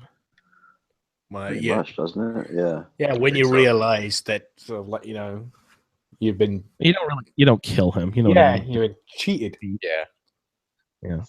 What happens there actually? Like he goes down, but he flies off again or something, right? I don't even remember. Like I remember the first time I played the game, I thought that, well, shit, the game's over already here. But then what happens? He gets up and flies off again or something, right? Yeah, he cannot be killed on that plane. On that plane, he cannot be killed. Mm-hmm. He's invincible in our world. Mm-hmm. And that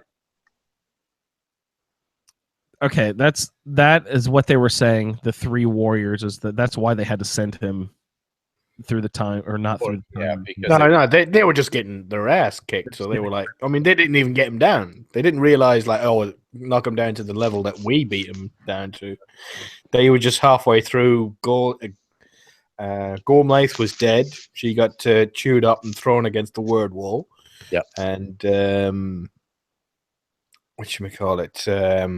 Hakon was basically the only one in the fight anymore, but then he got taken down to a knee. So the only one that was left was Feldir, and Hakon was just like, "No, we can't handle this. You call out the Elder Scroll. Use it now." Yeah, and he's the one who told Feldir not to use it at the earlier part. So yeah. Yeah, they got to desperation and desperate times call for desperate measures, I guess, right? Yeah. And so We open the Elder Scroll to see the old story, but we don't open it to send Alduin away at this point. We still want to go toe to toe. Yes.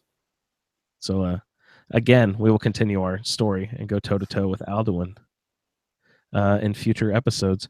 Speaking of future episodes, next time we get together on the Skyrim Roundtable, everybody, we'll be going through the quests The Fallen. We will also be taking a look at Season Unending. And Michael's favorite quest, Parthenax. Bum, bum, bum, bum, bum. I think Michael needs a therapy session after this upcoming Parthenax quest. But gentlemen, did we have anything else you would like to get into this week before we head in for the close? No, good. Nothing here. I do have one tiny thing. Yep. You know how sometimes in Bethesda games, when somebody dies in a quest, and then like 6 hours later they're back alive again. Mm-hmm. Yeah, they haven't learned their lesson. That happened to me in ESO the other week. What happened? Yeah, a guy died, and it was this big thing that he died, and then like 6 quests later he was alive, Oh, that's great. but everybody was still talking about how he was dead. No. The guys, no, really, still alive. Is there a common NPC in Skyrim that happens with? Yes, Skjor from the Companions. He always comes back. Really? I've never seen Skjor come back. It happened to me with what's the female blacksmith Ariane? Oh, Adrian. Adrienne, yeah. I got the inheritance letter and even got like 100 gold inheritance from her. Oh, and then nice. like a few days later, she was back walking around like nothing had ever happened. It's a life insurance scam. I see what you have going on over there. I like when you get the inheritance after you've killed the person. Yeah, that's always fun. Yeah. Yeah, nothing fishy there. Yeah. I'll bet if you look in her eyes, Pat, you'll see that they're soulless and dead. That's right. Yeah. I gotta go check her out, man. Put Yeah. her to the test. Yeah. See if she can walk out in broad daylight.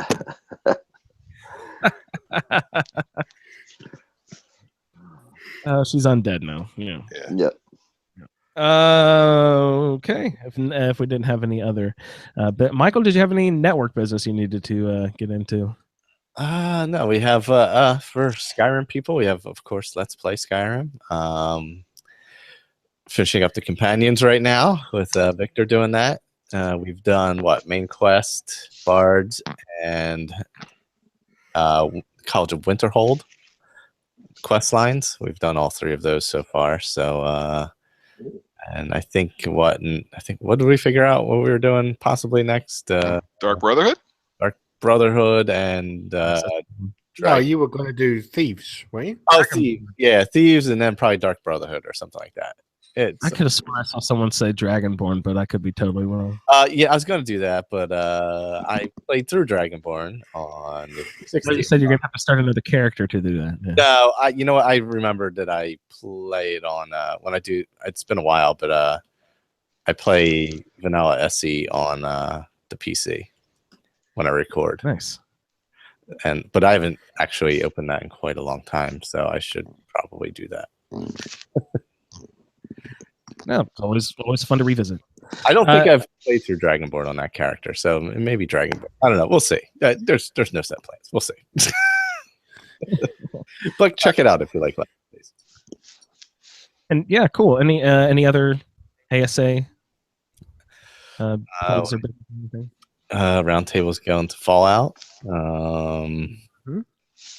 What else do we got going on? Oh, Pat, would you just really quickly like to say anything about whatever we have on Fallout Feed? If anyone likes to listen to Fallout Feed, we've got a few fun things. Yeah, so we got a couple of right now with this week/weekend. We started a little Dead is Dead challenge where the hosts are doing a little survival Dead is Dead challenge over on the Twitch channel, twitch.tv.asapodcasting/asapodcasting, and we're trying to post the videos on YouTube as well for people that want to watch later. we're just having a little fun with that, seeing which of the hosts can get furthest in a vanilla survival. Furthest meaning as defined by just level in vanilla survival, and then we're going to try to we're trying to pick that up. We're trying to pick a little fight with some of our other podcasting friends at KD Radio or Westfault Radio, just to see if we can have a little fun with that. And we're trying to get a few contests going, and we got a few different things. So check out the episode 69, nice, of the Fallout feed that just recently posted for a few tidbits, and stay tuned for some more details on several things over the coming weeks. We're trying to have a little fun over on the Fallout feed. I just thought it was so fun that the Chatterbox and the Fallout feed had episode 69. It took us 4.5 years. It took you. Less than 69ing together, Michael. Yeah. There was a lot of there was a lot of Hitler reference on Chatterbox this week. Oh, geez. In reference to YouTube comments, was what it was about. Oh God. How he always appears in our chats, in our YouTube comment chats or whatever it's called. That's Godwin's law. Yeah. Some Which, different version of that always. Which doesn't apply when there's actual fascism happening, but that's a different topic for a different podcast. Yeah, we won't go there. Yeah, YouTube comments, whole different thing. Yeah. Yeah. There was a string where he was appearing there pretty regularly, but it's been a while.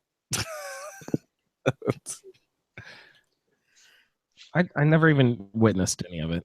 I feel like he catches it pretty quick and just blocks a person.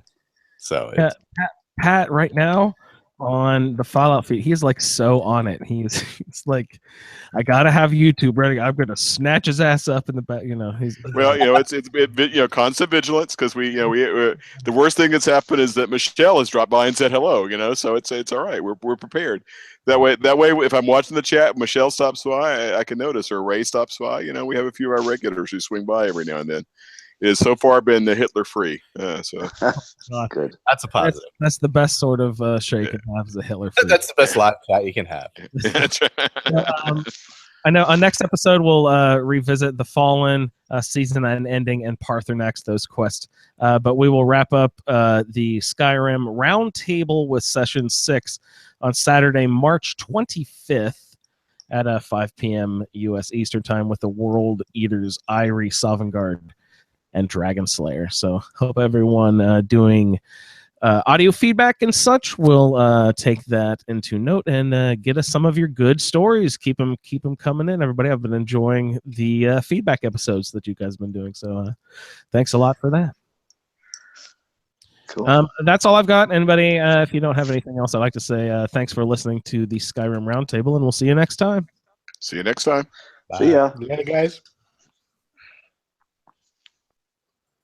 Yeah, I'll put in the outro and afterwards. Yeah, that's fine. Okay. Cool. Anybody need to go take a... Yeah, I'm going to take a Bio here. I'll be back. All right.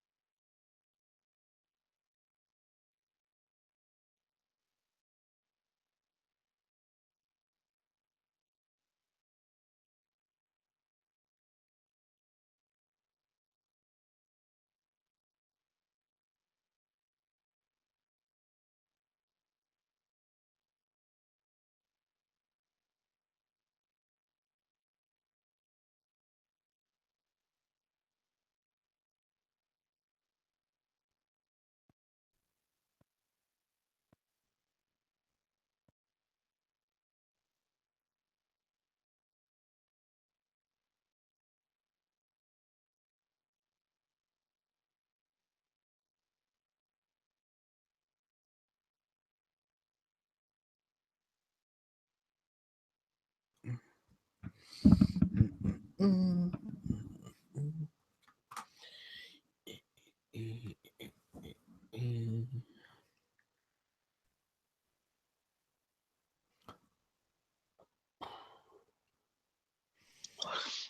just sitting here eating Fritos, so I'm going to keep it muted while I do that.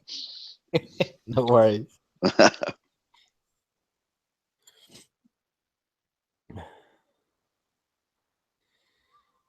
What's a Frito? I don't actually know what a Frito is. It's a very crunchy corn chip, basically. Oh, okay. Yeah. Like you buy it in a bag, like a packet of Ruffles or something. Yeah, it's just corn, salt, and oil. There's not much else in them. Yeah, okay. They're pretty tasty. Not very good for you, but they're pretty tasty. Whatever is tasty is hardly ever good for you. That's true, except for salmon. So now I love anime and sort of like a lot of parts of Japanese culture. So don't tell them I said this, but I absolutely hate fish and all types of fish, Oh, that's too bad. seafood. Wow. Just don't like it. Huh. Never have. Yeah, I've never been a huge fish fan, but I love like clams and oysters and lobster and shrimp and all that. But I eat a fair amount of fish too. But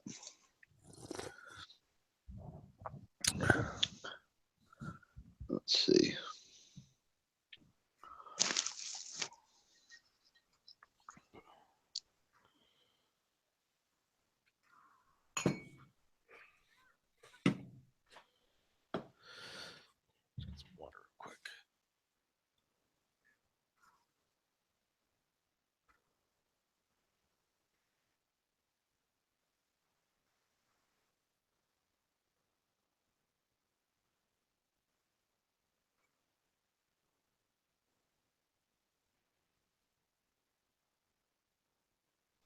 So you're going to do the Dark Brotherhood with the same character? Or you're going to start a new one? I think I'm going to use Seeks the Light, the Argonian Oh, that cool. I had. A shadow scale. Yeah, well, not really. He's going to be well, basically, he's got name Seeks the Light. Is that he likes the limelight? He wants everybody to know everything that he's done. So all those quests where it says be super sneaky and don't let anybody see you. Yeah, he's not going to go along with that. So Is he going to have a calling card? Well, he uses illusion, so I think pretty much everybody's going to know he was there. There's a video I done. I've done a few of them I posted, but there was one that I didn't post of where he went into Windhelm and he was stealing a load of stuff, and he went into Calixto's place, broke in there, and he was like stealing this, stealing that, and I didn't know what it was, but Calixto just came out of nowhere and caught him. So I ran out the door, and then a guard immediately stopped me right outside the door.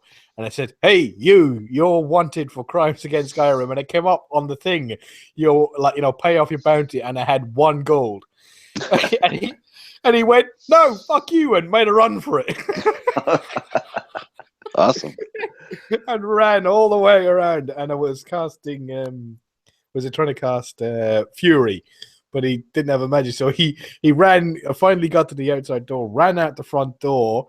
Across that big, massive bridge, all the guards are chasing him. One of them caught him with an arrow, nearly killed him. So he just jumped right off the bridge, straight into the river, and then swam away.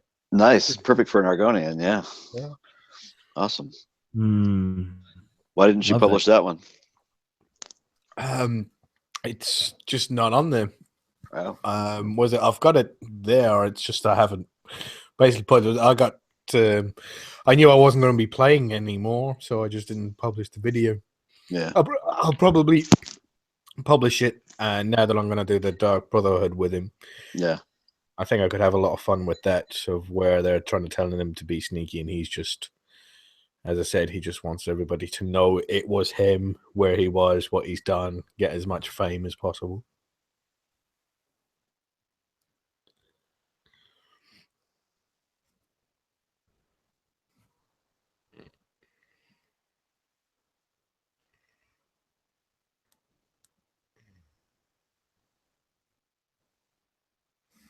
Are we all back? No, Victor.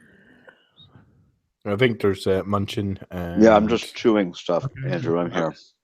I've snarfed down my dinner, so I'm good to go. Oh, Snarfin. Snarf. Sorry about that. I had coffee. Any Thundercats fans out there? Oh yeah. Yeah. Any Snorks fans out there? Snorks. Oh, Lord. We're the producers of the Smurfs. A really terrible ripoff of the same show where they're underwater. Instead of 3 apples, hi, they're 3 starfish. Hi. 3 clam shells. Oh God. No idea what you're talking about. That's none of your snorking business, Colin. There actually was such a thing as the Snorks. Yeah, it came out. It was on ABC like maybe a year or two after Smurfs became big. Oh God. It was just like a ripoff show, basically, to jump on the bandwagon of the Smurfs. Yeah. Was the female one hot like Smurfette? I think there was a more balanced society, if I remember correctly. More balanced society. Yeah, there wasn't one. That looked familiar. Yeah, there wasn't one female making all the other Smurfs, which is what I assume happened. Smurf, but they took the nose and moved it on top of their head and turned it into a snorkel or whatever. Yeah. No, I see that. Oh, yes, I saw somebody. Those look familiar. Yeah, it had to be like mid '80s. Yeah, like how old that. are your kids, Victor? They might have watched this. That's why that looks familiar. Yeah, my kids are 27 through 34. So yeah. They would have been able to see this. They might have been young, but they would have been watching. Yeah, we've been right now, right? Because my brother is, let's see, he's like 38, and it was probably in his range. Yeah. Yeah. All right, let me stop sharing that. No one wants to see that. Yeah, careful what you share there. Yeah, yeah. And there's Andrew's incognito. Okay, that's gone, right? Yeah. I think oh no, not all my porn. The goat porn. Oh no. Oh man. I downloaded a free game a little while ago called Goat Simulator. Goat Goat Simulator's funny as hell. Yeah, it's great. Fun? Okay. It's basically like skateboarding with a goat. Oh. All the stuff the goat does is like out of a skateboarding game, Parkour hog game or whatever. Yeah, it's really amusing. Yeah, really, the history of the game, it just started out as an exercise by a small studio. They were just sort of playing around with animations and stuff like that, and it was pretty funny. So they released it. Needed a subject, and they chose a goat. And and they released it, and they were selling it for like $4.99 for a while there, but it's been free on and off. Yeah, I think I got it on Xbox Gold. Yeah, it came on PC first, and then moved. I picked up Zelda. Oh, nice. That's great. Hey, let's start the show, and I'll ask you. Let's talk about Zelda for a second. Well, we can't because I downloaded it, set it all up, and then Connor took it over, and I never got to play a second of it. They didn't get to sucks. So that's my story of Zelda. That's your life as dad, right? I'm expecting that portion of my life to start here before too long. Yeah, have you got your Switch yet? He was doing it on Wii U. I did not get a Switch because my local Best Buy, we're all out of pre-orders, and so was my. I don't like to go to GameStop. I don't know why. I don't want to go over there. Really? And I think they were all sold out anyway. I thought you pre-ordered. Oh, okay. Oh. I tried to, but Oh. all of my local stores were all sold out, and I couldn't find one online either. So I just kind of missed out. It looks like it. I assume a new wave will show up eventually. Yeah, it's typical Nintendo bullshit. Yeah. They do this every freaking time. Demand shortage. Yeah. Yep. Yeah. No, there's not enough. Everyone freak out. We could have made enough, but not to create a market. Yeah, I get that. Okay, so we'll go ahead and. Alrighty. Oh, hey, I just saw Kate's little drawing there.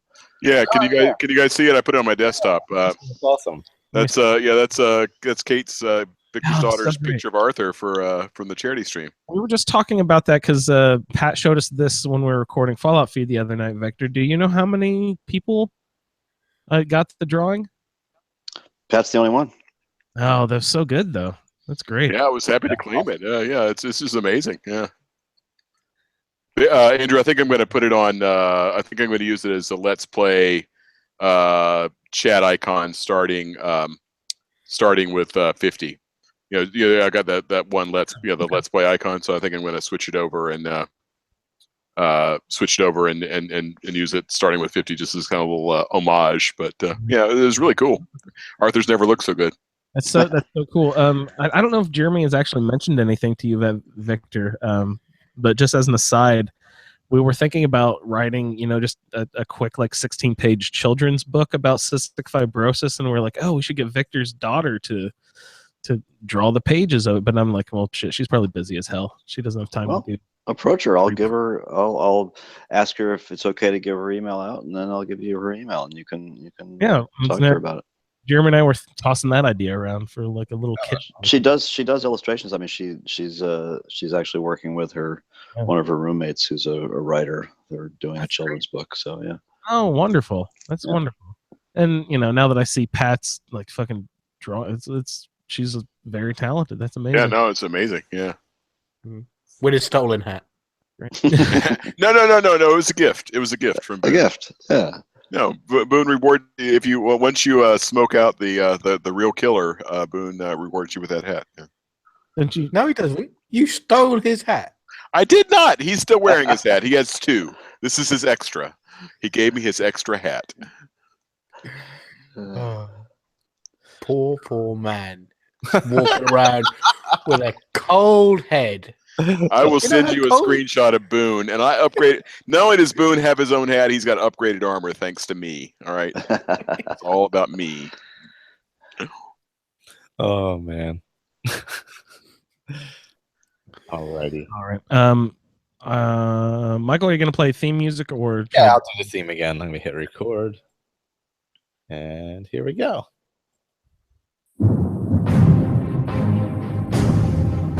Who is rapping? Overkeen. Dragons? I'm not overkeen. I'll dice them like a knife, slicing right through an aubergine. My dragon shout flow is sweeter than a soda stream. You won't believe your eyes. I'm like an overload of dopamine. A broadsword in one hand and a magic spell in the other. I'm the last of the dragonborn. There's no other, my brother, so run for cover.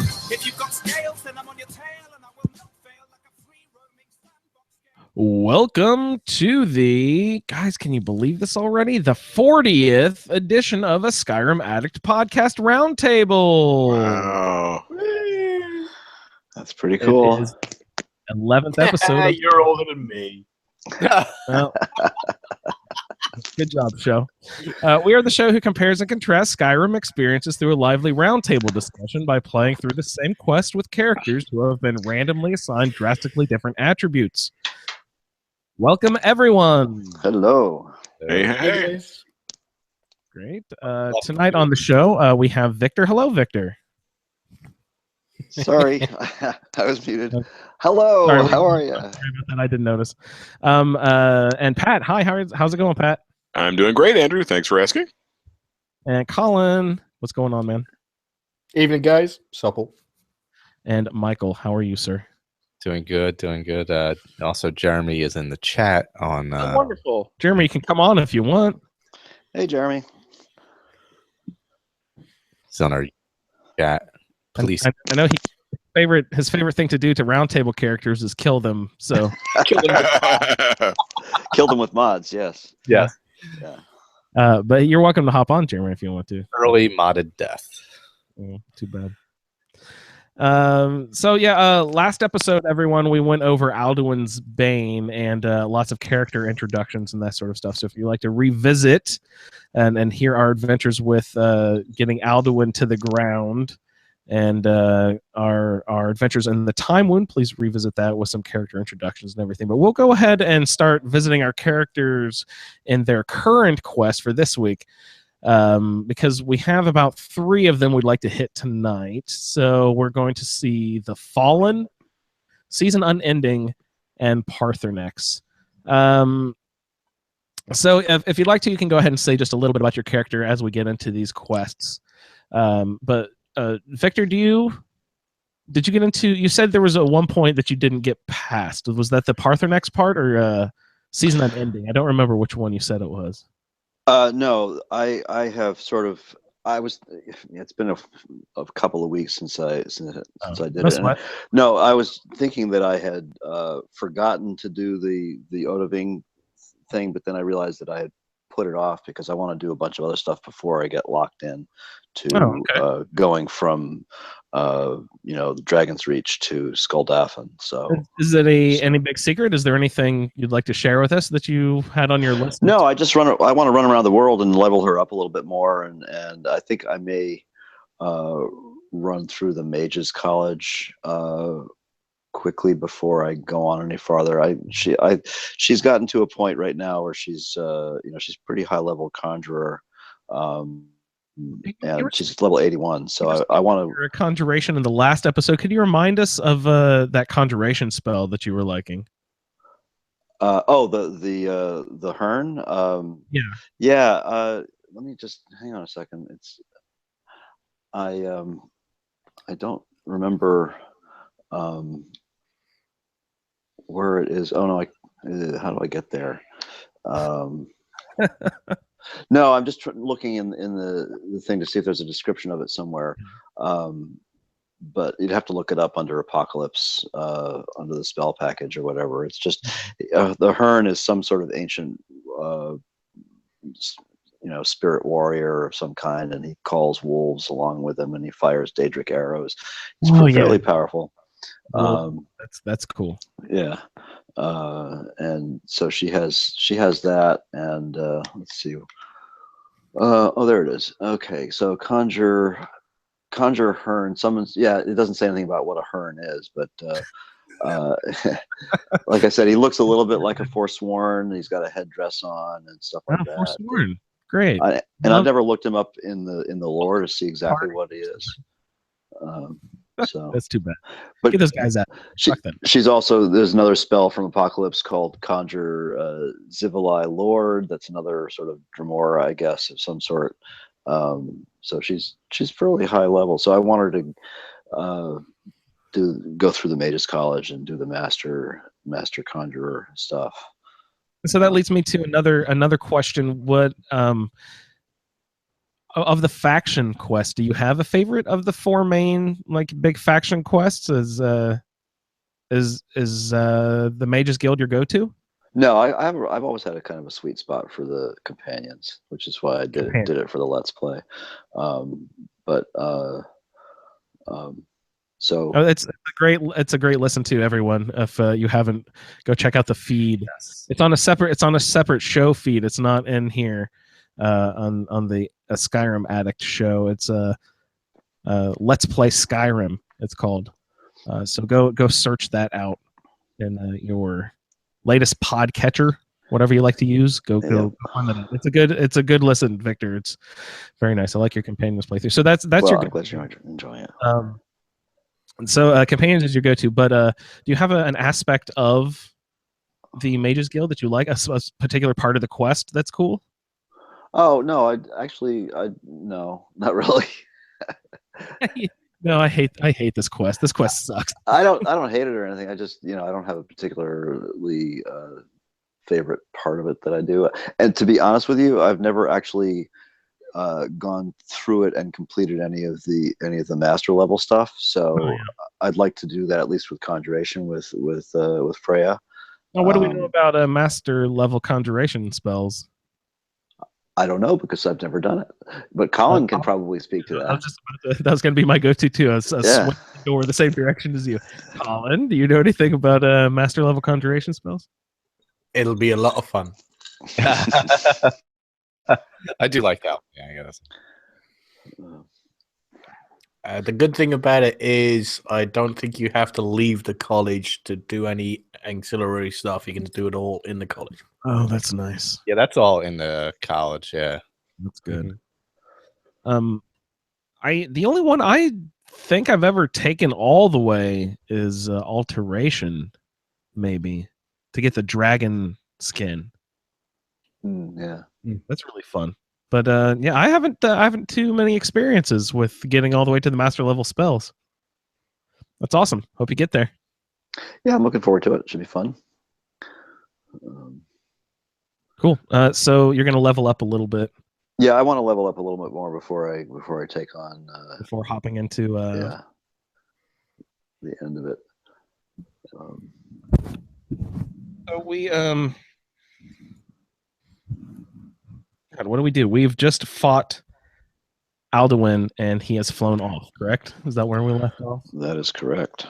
Okay. So we're we labeled these all like 14 A, B, and C. I'm not sure. Can you just do these quests in any particular order? Is that what that means? The Fallen, Season Unending, and Parthenax? Or do they lead into each other somehow? They all kind of lead into each other, right? Yeah, I'm not sure why they're not labeled as 14, 15, 16. That's weird.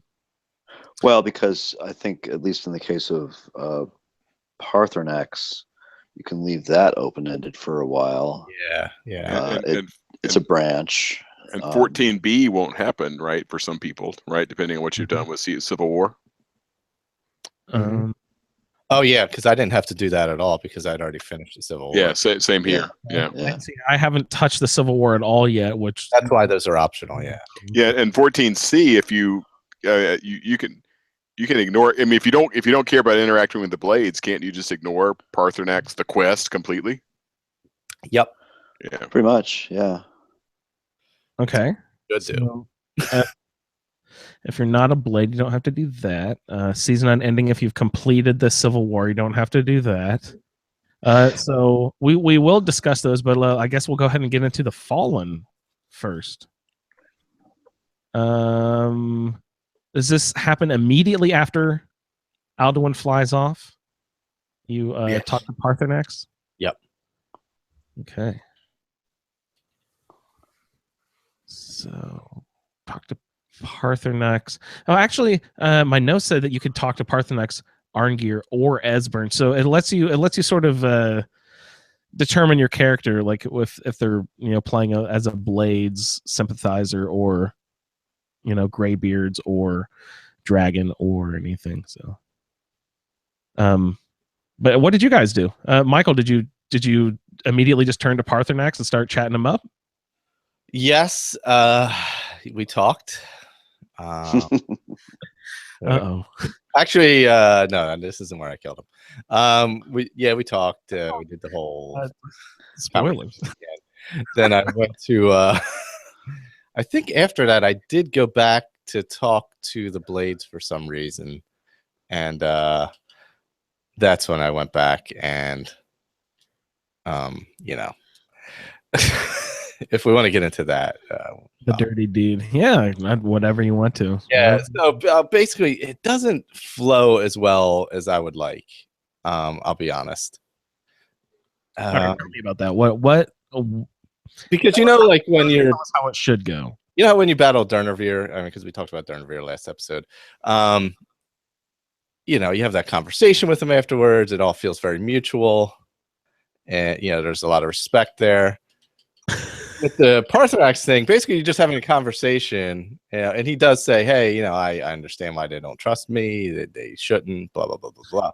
But there's no nothing that starts the the battle. You just basically go up and sucker punch him in the face. Yeah, that seems wrong. You know, What would you? friendly. Okay, so let's get into what it should be. Would you rather Hey, him I say, understand you have to do this for. Dovahkiin, I see your shirt's untucked. You look schlubby. So let's fight. Well, no. Basically, it should be. Hey, I understand.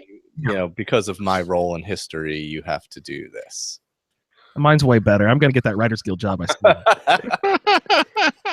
Yeah, there should be something that starts it off, not just you just walking up and hitting Parthenax in the face. It is a little forced. Punch him in You the want nose. to get out of jail free card, make yourself feel all nice and rosy. Yeah, I would feel better about it. You want You want him to be like, what, you're going to attack me? Damn it, I just ate some guy. You know? No, he could talk about his role in history and say, I do understand that this is our time to battle, or so, you know, something like that, you know. There's got to be. It seems like they didn't really flesh it out well. In fact, it doesn't seem they really didn't flesh that part. That whole Parthenax and the blades stuff. A lot of the lines that Delphine speaks are kind of like ew. You know. I was about to ask, does cutting room floor add anything fun back in? Is there some stuff missing, maybe?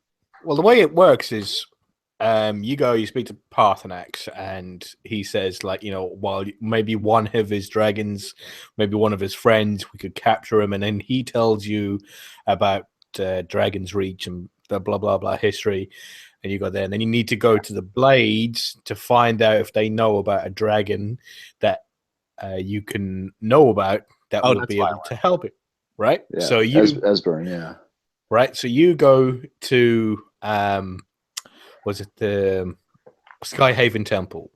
You walk into Skyhaven Temple. You walk up. There's nobody in there. You're looking all over. You can't find them, and you go and there's a table there. And you look at the table, and there's a book called Atlas of Dragons.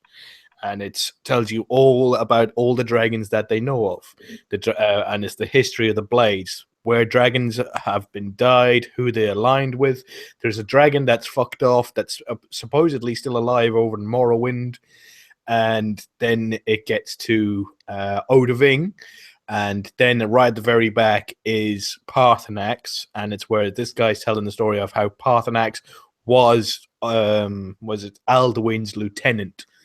He was basically his right-hand man, and he was the second one in charge, and blah, blah, blah, and that he now resides at the throat of the world behind the Greybeards and blah, blah, blah. So then you go outside, and it turns out, and then you speak, and that's where the Delphine and Esbern learned that Parthenax is still alive at the throat of the world. And that's where they tell you have to kill him because they read that book that tells them that he was the lieutenant of Alduin. Yeah, of course, that's the Blades version of the story, that book, right? It's not necessarily Victor writes the history, yeah. Yeah, basically. I was just about to ask Colin. You phrased that he hides. He lives up on atop High Hrothgar, behind the Greybeards, and then you said blah blah blah. Is there any way you can flesh that out at all? What is the relationship between Parthenax and the Greybeards then, according to the Blades at least? Well, they as they write it that the Greybeards have been hiding Parthenax on the mountain. Yeah, that's the way they see it. For a specific purpose, for a specific benefit to the Greybeards. Yeah, so they can learn all about shouts. Okay.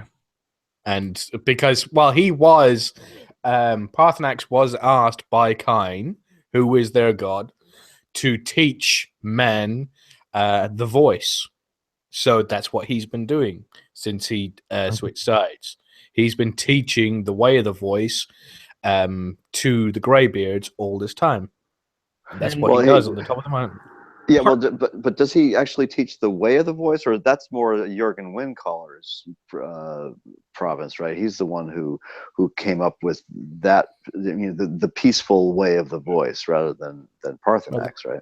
They do say that the leader of their order is Parthenax. Right. Oh, yeah. He's definitely the leader of the Greybeards. Yeah, and the Blades didn't know that he was a dragon. They thought he was just a man of some sort, right? Well, I know the Blades knew he was a dragon. Someone, I forget who it was. Someone was surprised he was a dragon. Maybe they're supposed That's right. You, the player character, are supposed to be surprised. I played the damn game so much it's not a surprise anymore. Yeah, really. Yeah. I wish he was wearing a fucking hood though, right? Robes, Greybeards do. They have boots a muffle on or something. Yeah. Kermit is what it is. Yeah, except the hood would fit over one of his eyebrows or something, and that would be about it. Yeah, that would look better if it was a man-sized hood, just on Yeah, one that's of right. his horns or something. Oh, man. He has to keep brushing it out of the way, you know. So yeah. Robes. I will tell you, hanging up there with Parthenax with Frostfall is not fun. Oh yeah, no, not if you got Frostfall at its full. Yeah, you probably. know. What are the remind me? What are the like effects of that? You're on Frostfall. You run up the mountain there, and it's cold. But like, what is happening to your hit points or your stamina? Like, what are the negative effects? What's happening to you? your nose turns into a carrot. Snowman all of a sudden. Yeah. Yeah, your skill levels go down. Certain skill levels go down. Take hits as you get cold. Oh, so like we'll incrementally like take 5 points away from your archery skill or something, or how? Yeah, like when you have a disease or something like that. Similar effect. Yeah, your regeneration rates, your stamina goes down. All of that. Your movement slows down. See, Andrew, if Dennis were here, he would tell you not to worry about it because it's not a problem. You just fix it later. Yeah, whatever. You can carry that one for a little while. Yeah, it's not a problem. Don't worry about it. You can also pretend that you're smoking as well.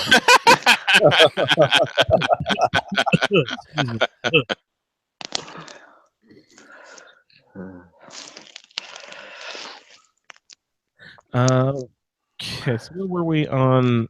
Oh, I had another question here with while we were talking about lore and stuff. Parthenax switched teams. What was the huge event? What happened right there? Why did Parthenax switch sides? Why did he leave Alduin's? Why was he no longer bros? I think it was after he was sent forward, or he didn't know where he went. He started the meditation then, right? No, he betrayed him before that. Oh, that's right. Yeah, he betrayed him prior to that, and then once he was gone, he started the meditation. Yeah, I don't think he actually says what caused him. There was no like big event. He just one day decided that what I've been doing is really shitty, and I need to start becoming a better dragon person. Yeah, it's possibly it. Man, I wish there was some big event, some meltdown or something, or a fight between two. Wouldn't that be fun? Like an Alduin and Parthenax, like throwing, dishes across the room at each other, sort of fight. See, a cynic might say that Parthenax switched sides when he realized he was on the losing side when Alduin got banished, but that's only a cynic would say that. No, that is a good thought. I like that thought. But since Alduin can't die, he's never actually on the losing side. The mortal in our realm that we're living here in Skyrim. So the Fallen, we need to talk to either Parthenax, Arngir, or Esbern, and depending on who you talk to, I don't know if it changes the storyline. Then you get sent to speak with the Jarl of Whiterun. Balgroof. Well, not for me. Well, no, Of course. Yeah. That's a good call because from here on, there is a possible change. Michael, did you want to mention anything about your Civil War?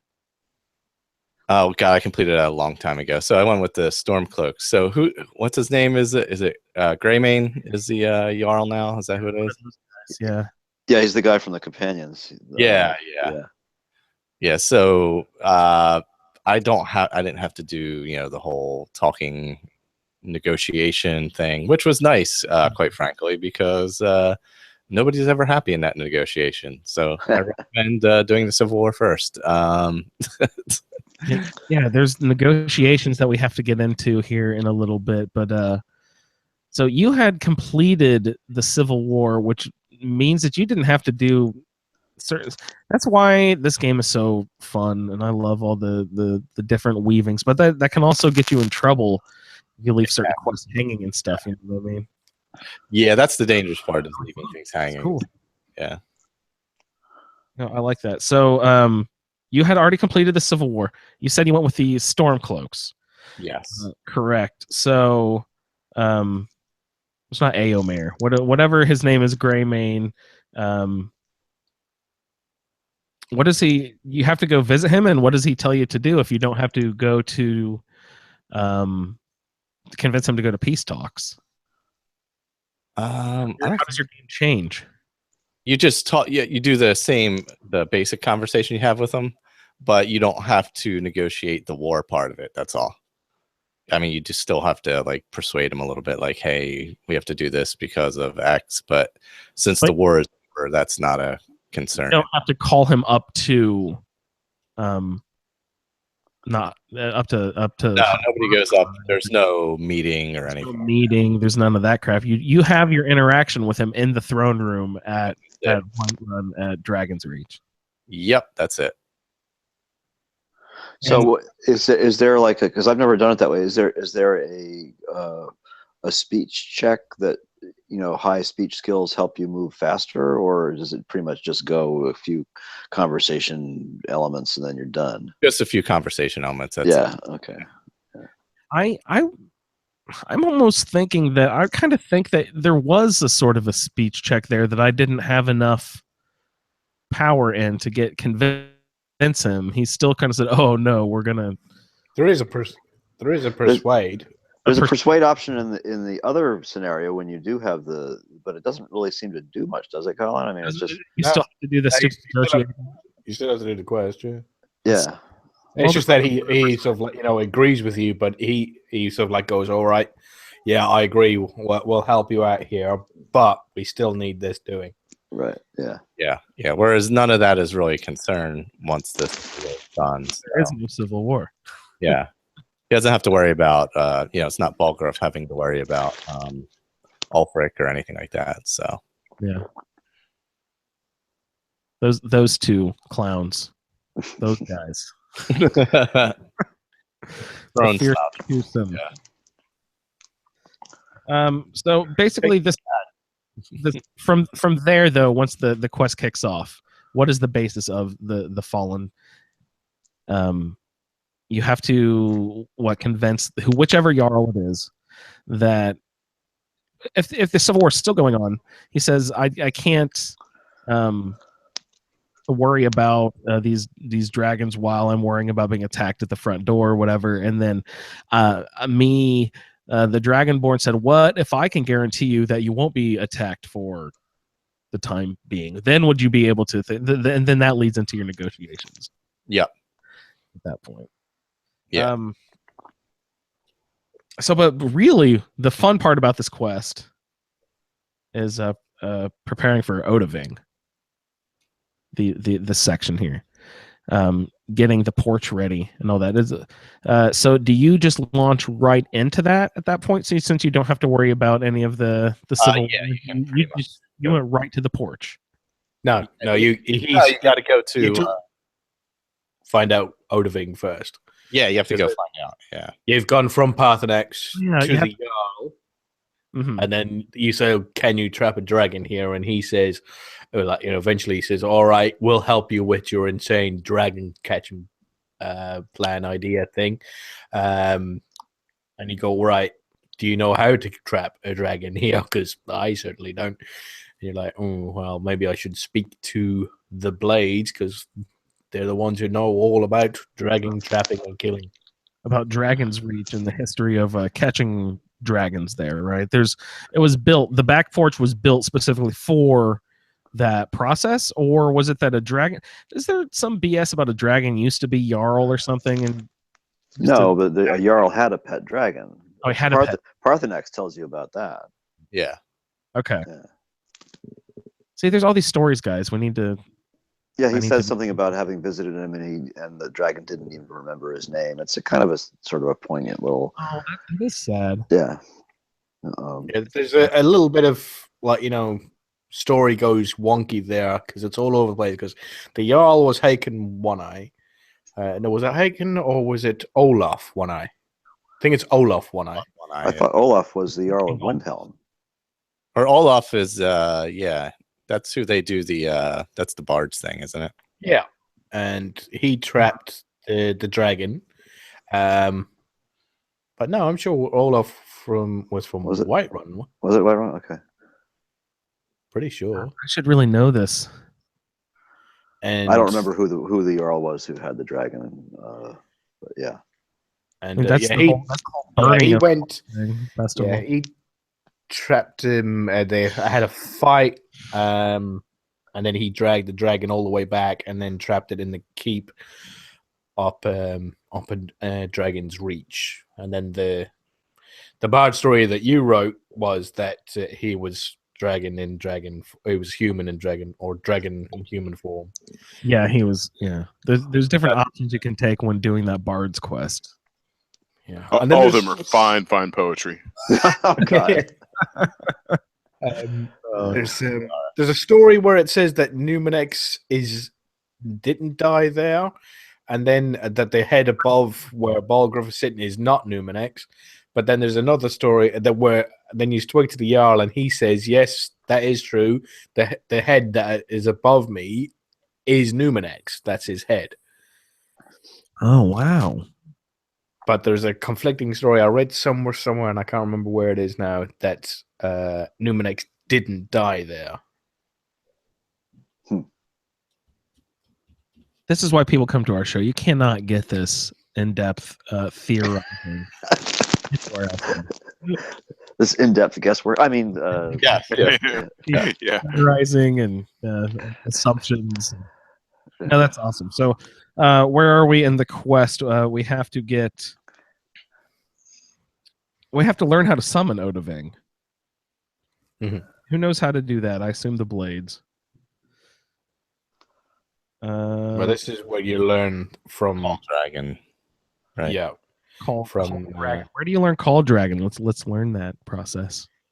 It's from Esbern, and he just tells you the word or words, and he says that if you realize that all dragons' names are words of power. Okay. Mm-hmm. What I don't understand is that him simply telling and you reading. Yeah, that doesn't jibe with the rest there. Yeah, because you don't have to use any dragon souls or anything like that. Mm-hmm. And it's what I was thinking that it could have been is that the Call Dragon would be like Odahviing, would be words that you already know from different shouts. So you already know the word of power from different shouts, and then you just combine them to make Odahviing. Oh, yeah. That would have made sense, but no, because I've got all the other dragon shouts, and I don't have those words. Because his one is something about snow. it's Snow Hunter Wing. Mm-hmm. Snow Hunter Wing. Yeah, but you don't need to absorb a soul to learn Durnavir either, do you? He grants you that power. Yeah. He gives. Well, because you have the dragon blood, I think it's pretty clear that you should be able to call another dragon by name, since you are kind of a dragon in human form, right? So that you don't really need to absorb a soul to learn that. Esbern doesn't have the same power as the Greybeards to just grant you words, right? The understanding, yeah. Interesting. I never even thought about that. Colin, that is a really awesome way that they could have written that around, as if all three words you had already learned and you're just putting them together in a different sequence. That would have been a great way to write, but yeah, too bad. So we learn it from Esbern, Odahviing. Then do you go back to Dragon's Reach and talk to, in my case, it was Balgruuf. Who was your guy? Some Greymane, Michael. The Greymane. So did you went off to Esbern and he gave you some knowledge? Yeah.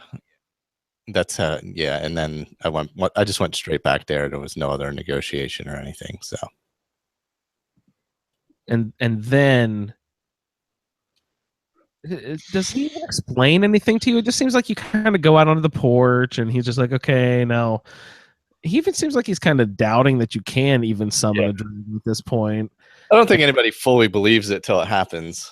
Yeah, it kind of gives you a little bit of attitude and stuff. But does he even explain like the plan really well and all that? How, because there's this contraption back there. He's just kind of like, well, we got it oiled up. It's ready to go. Come on, do your thing. I mean, they tell you where you have to bring them and all that, but okay, getting them in there the first time wasn't the easiest thing. Like this time, obviously, I've done it so many times, it's not a big deal. But when you first play through it, it can be a little. And when you don't understand, yeah. I see mine. I thought mine was a little bugged out. I had some weirdness going on the porch there too, but that's just my own stupid fault. Yeah, you had Barbas. Yeah, too many followers was keeping him out on the lip of the balcony. He would not approach. Barbas is banned from Skulldolphin, is what it is. So he's not allowed. He's not permitted to come. He poops all over the flowers. So. The divines were like, no, that fucking dog is not coming. Dragons can sense Barbas is a Daedra. Or just can sense maybe he himself isn't a Daedra, but a whatever he is. I don't even know what he is. The most annoying dog in the game, yes. Yeah, the last time he was up here, he peed on Sun's legs. So that damn dog never shuts up. He is not coming back.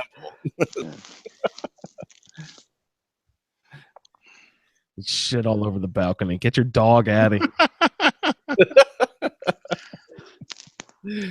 But I went inside, and that drew everyone back off the porch with me, and I told Thonir, do you really need me to follow you into this cave? Because I don't know where he's from. He must be from the Morthal vampire quest or something like that. Oh, God. He's been following me for months now. I don't even know where this guy just stole at this point.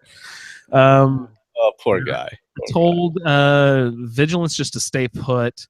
Barbas, you can't tell him anything. You can just tell him to stop following you.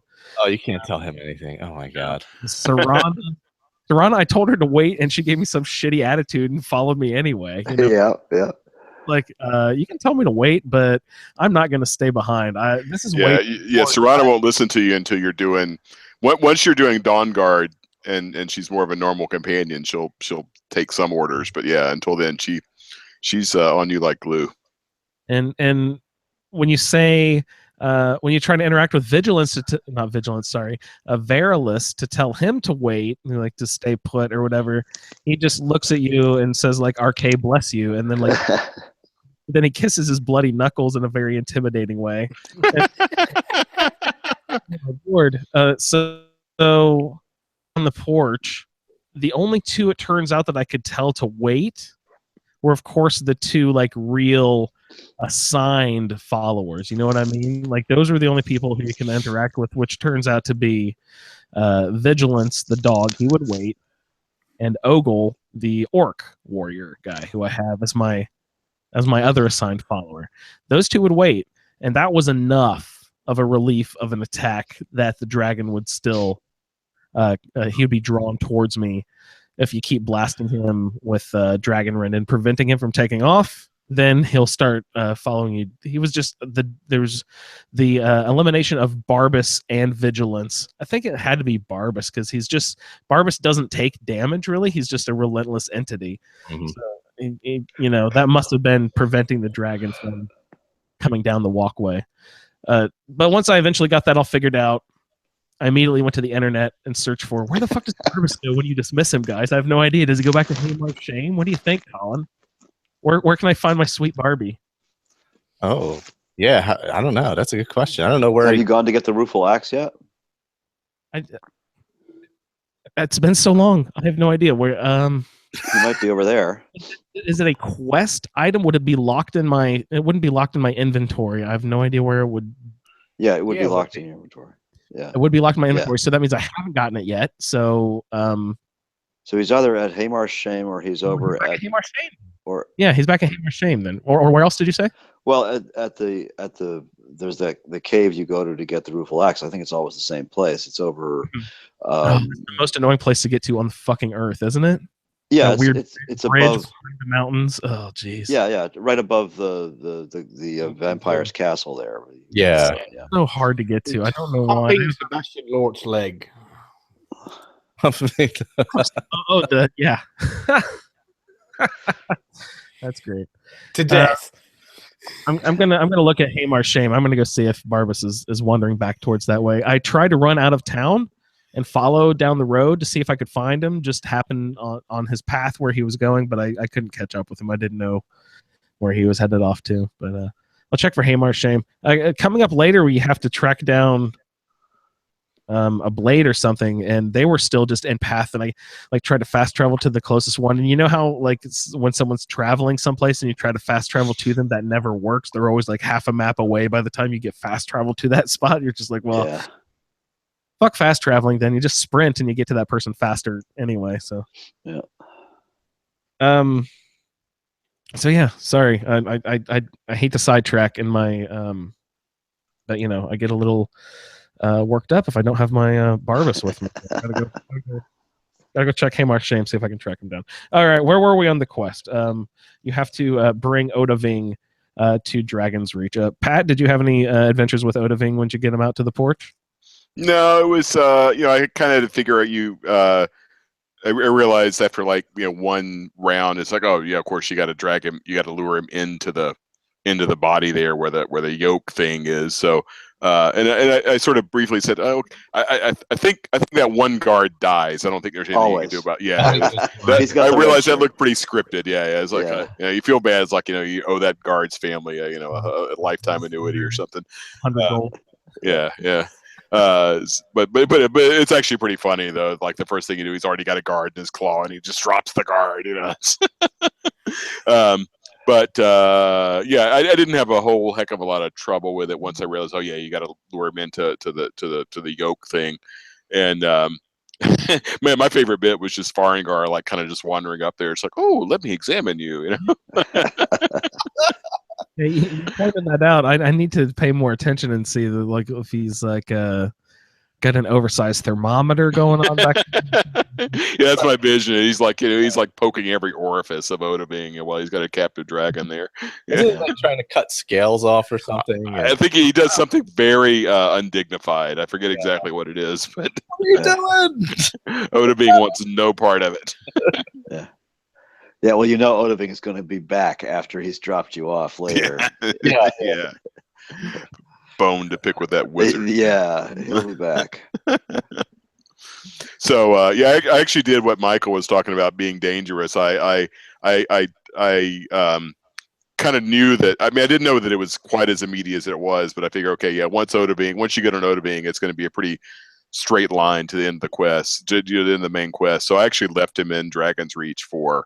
I mean, I don't know how long it was in game time, but it was a number of quests. I went off and did maybe companions. I did a couple things while he was still hanging out there, and I visited him a couple times just to make sure he hadn't buggered off or anything. So I guess I didn't think about it, but I probably was sort of playing with fire there by delaying that main quest line, but I didn't have any trouble with it. I've not known it to be a common bugged area, but yeah, I haven't. I mean, I've left them there at previous times for long periods, but this was going to be exceptionally long. So, I mean, it's no blood on the ice. I don't think. Oh God, that quest! Jeez, you can't even get through that thing. It's like, yeah. So you didn't have much trouble. Were you sneaky archering? I assume, Pat. Well, you don't want to kill him, right? You want to lure him in, right? I forget what I did. So I did. Shouted at him. He came in. Do you have any followers where you killed them all at this point? I don't remember if I was rocking any. I might have had. Argus or one of the Lydia clones with me, because that's kind of my. I either go solo or I have one of the Lydia clones or Argus like tricked out in ebony armor as my By follower. Lydia clone, you mean a heavy armor, two-handed? Well, there's like two or three different female characters that are like extremely similar to Lydia in appearance. They just got like different hair color, and I think they even got the same voice. Colin, does that make you jealous in any way? You have these. No, there's only one Lydia. Yeah, that's You have these other lady, these imposters' names written on scrawled on a wall somewhere or something. Well, my favorite was my assigned character, which is Orc Lydia, but she fell to another dragon. Yeah. Yeah, Borgok is totally Orc Lydia. If like from behind, she's exactly Lydia. She's got the same curves and the same profile and the same armor and everything. Oh my god! Borgok is Orc Lydia. Ain't nothing wrong with that. Yeah, that's right. Not that there's anything wrong with that. I'm not orc shaming here by any means. Orc Lydia, that's the best. Poor Lydia. I like Lydia living at Lakeview Manor, so she is alive and well in my game this time. Oh, good. Who did you say, Lydia? Yeah, she's living at Lakeview Manor. She's taking. That's great. Is she your steward, or did you get the other the one like the Alakir steward there? Oh no, I have her steward there. Yeah, Raya. Yeah, I like her. She's my steward. I got her. Yeah. My favorite Lydia thing was very early on in the game. Before I realized that I was just. This is the first time I ever was exposed to any game like this. I learning about resource management and learning skills and taking followers and training and that sort of stuff. As before I really realized you're supposed to take Lydia out with you and stuff. So I just had her in a room, and I was always sort of kind of creeped out by her for some reason. She was sleeping in that room in Breeze Home up off to the side, off the top of the stairs. So I just started, every time I found a skull out in the wild, I would pick up the skull, and I started a drawer of skulls by her bed. She just had like hundreds of skulls in her drawer in her bed. She's just like creepy Lydia who sleeps in the bedroom with 1,000 skulls on her bed. That was always fun. But now I haven't taken her out in so long. It's been so long since I've taken Lydia out. I need to rekindle that romance, Colin. Yeah, take her out. Freya and Lydia have been tight for the last quite a long time now, several levels. That's great. Yeah. That's great. Need to revisit, and also there's one. He's not really built into the storyline, but there's a mage out in Riften in the Bee and Barb who's always fun to take out. I think you can hire him as a. Yeah, it's Mark Curio or whatever. Oh yeah, that guy. Yeah, exactly. He's an Electro mage, if I remember. Yeah. Yep. Yeah, I'd recommend him highly. He has got one of the best. I don't know, what would you call it? You can create a really good relationship because he says a lot of stuff. Yeah, he says a lot more than any of the house carls. Oh, He's nice. got a lot of opinions on stuff. Like when you're sneaking, he'll start saying something, and sort of like when you go into different types of ruins, I think he actually mentioned certain things. So I would recommend Mercutio a lot. Do you know? Is there anything to that? Is the voice actor someone famous who they fed extra lines to just because or something? No, he's one of the generic names, generic voices. Okay. I think they gave a bit more personality to the to him because he is different. He's a mage mercenary, where all your house calls and all the other mercenaries are kind of fighters, and he's the one mage. Yeah. No, he's classy. Mm-hmm. Stay classy, Mercurio. So if Michael didn't have to do this, it seems like before you can convince, for me it was Balgrove to have set up this dragon trap. Victor, I'm sorry. Did we get to your dragon trapping? I didn't want to step on anyone's toes there. Before we go into my stupid negotiations I had to do, did you No, I mean I went through the negotiations and I haven't trapped the dragon. Okay, so yet yeah, for let's reasons I talk about the explained earlier. negotiations then. Yeah, That's a good point. Do you how do these negotiations first of all kick off? Like, what you have to set all this crap up first of all, even before we get to them. So Yeah, what well, does this wear for that? you go to Balgroof and he kind of hems and haws a bit, and you finally convince him by offering to broker a truce, and at which point you have to go to talk to Ulfric, and then you have to go to talk to Tullius and convince them to meet with. You also have to talk to Arngir and convince the Greybeards to host the meeting, and then you have to go to Ulfric and Tullius, and eventually you go back to High Hrothgar, and everybody arrives, including the delegations. I think Elisif is there with Tullius, and Galmar is there with Ulfric, and Elisif, or not Elisif, Elenwen, the elf, is there, and of course the two blades. And Arngir, and who else? Which elf did you mention? It's Elenwen. She's the ambassador, right? Is it the high elf, the Thalmor?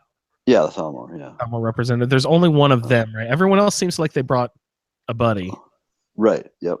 Except for the Thalmor, unless you count the Jarl as buddies with the Thalmor. Who knows? Sorry, I interrupted. Go ahead. No, I'm trying to think of who all is there. I can't remember everybody, all the players that are. Is Balgroof there too? I believe he is. Yes, in my game he was definitely there. Yeah. So. Yeah. And I can't remember, somewhere along the line here. I was thinking about this morning. It just sort of triggered something, and I actually processed the line. I think it's Arngir who says something about I don't know, I must have been thinking of Fallout at the time, but he says something about the Nords have a phrase for war never ends. They call it season unending, which I thought was kind of cool. It's kind of a little bit of a callback to Fallout. Oh, that's fun. He says that in there somewhere, yeah. And I was looking for it earlier, but I can't find the actual line. So, but that's what season unending refers to. Yeah, very nice. That's poignant. Of course, that just flew right by my stupid, unobservant face. Oh wait, here it is. His dialogue reveals the meaning behind the quest's name. Season unending is the ancient Nord term for war, and thus reflects Arngir's ongoing pessimism about the usefulness of the truce. So it's not. That's not. He phrases it slightly differently, but that's the reference. So, war never ends.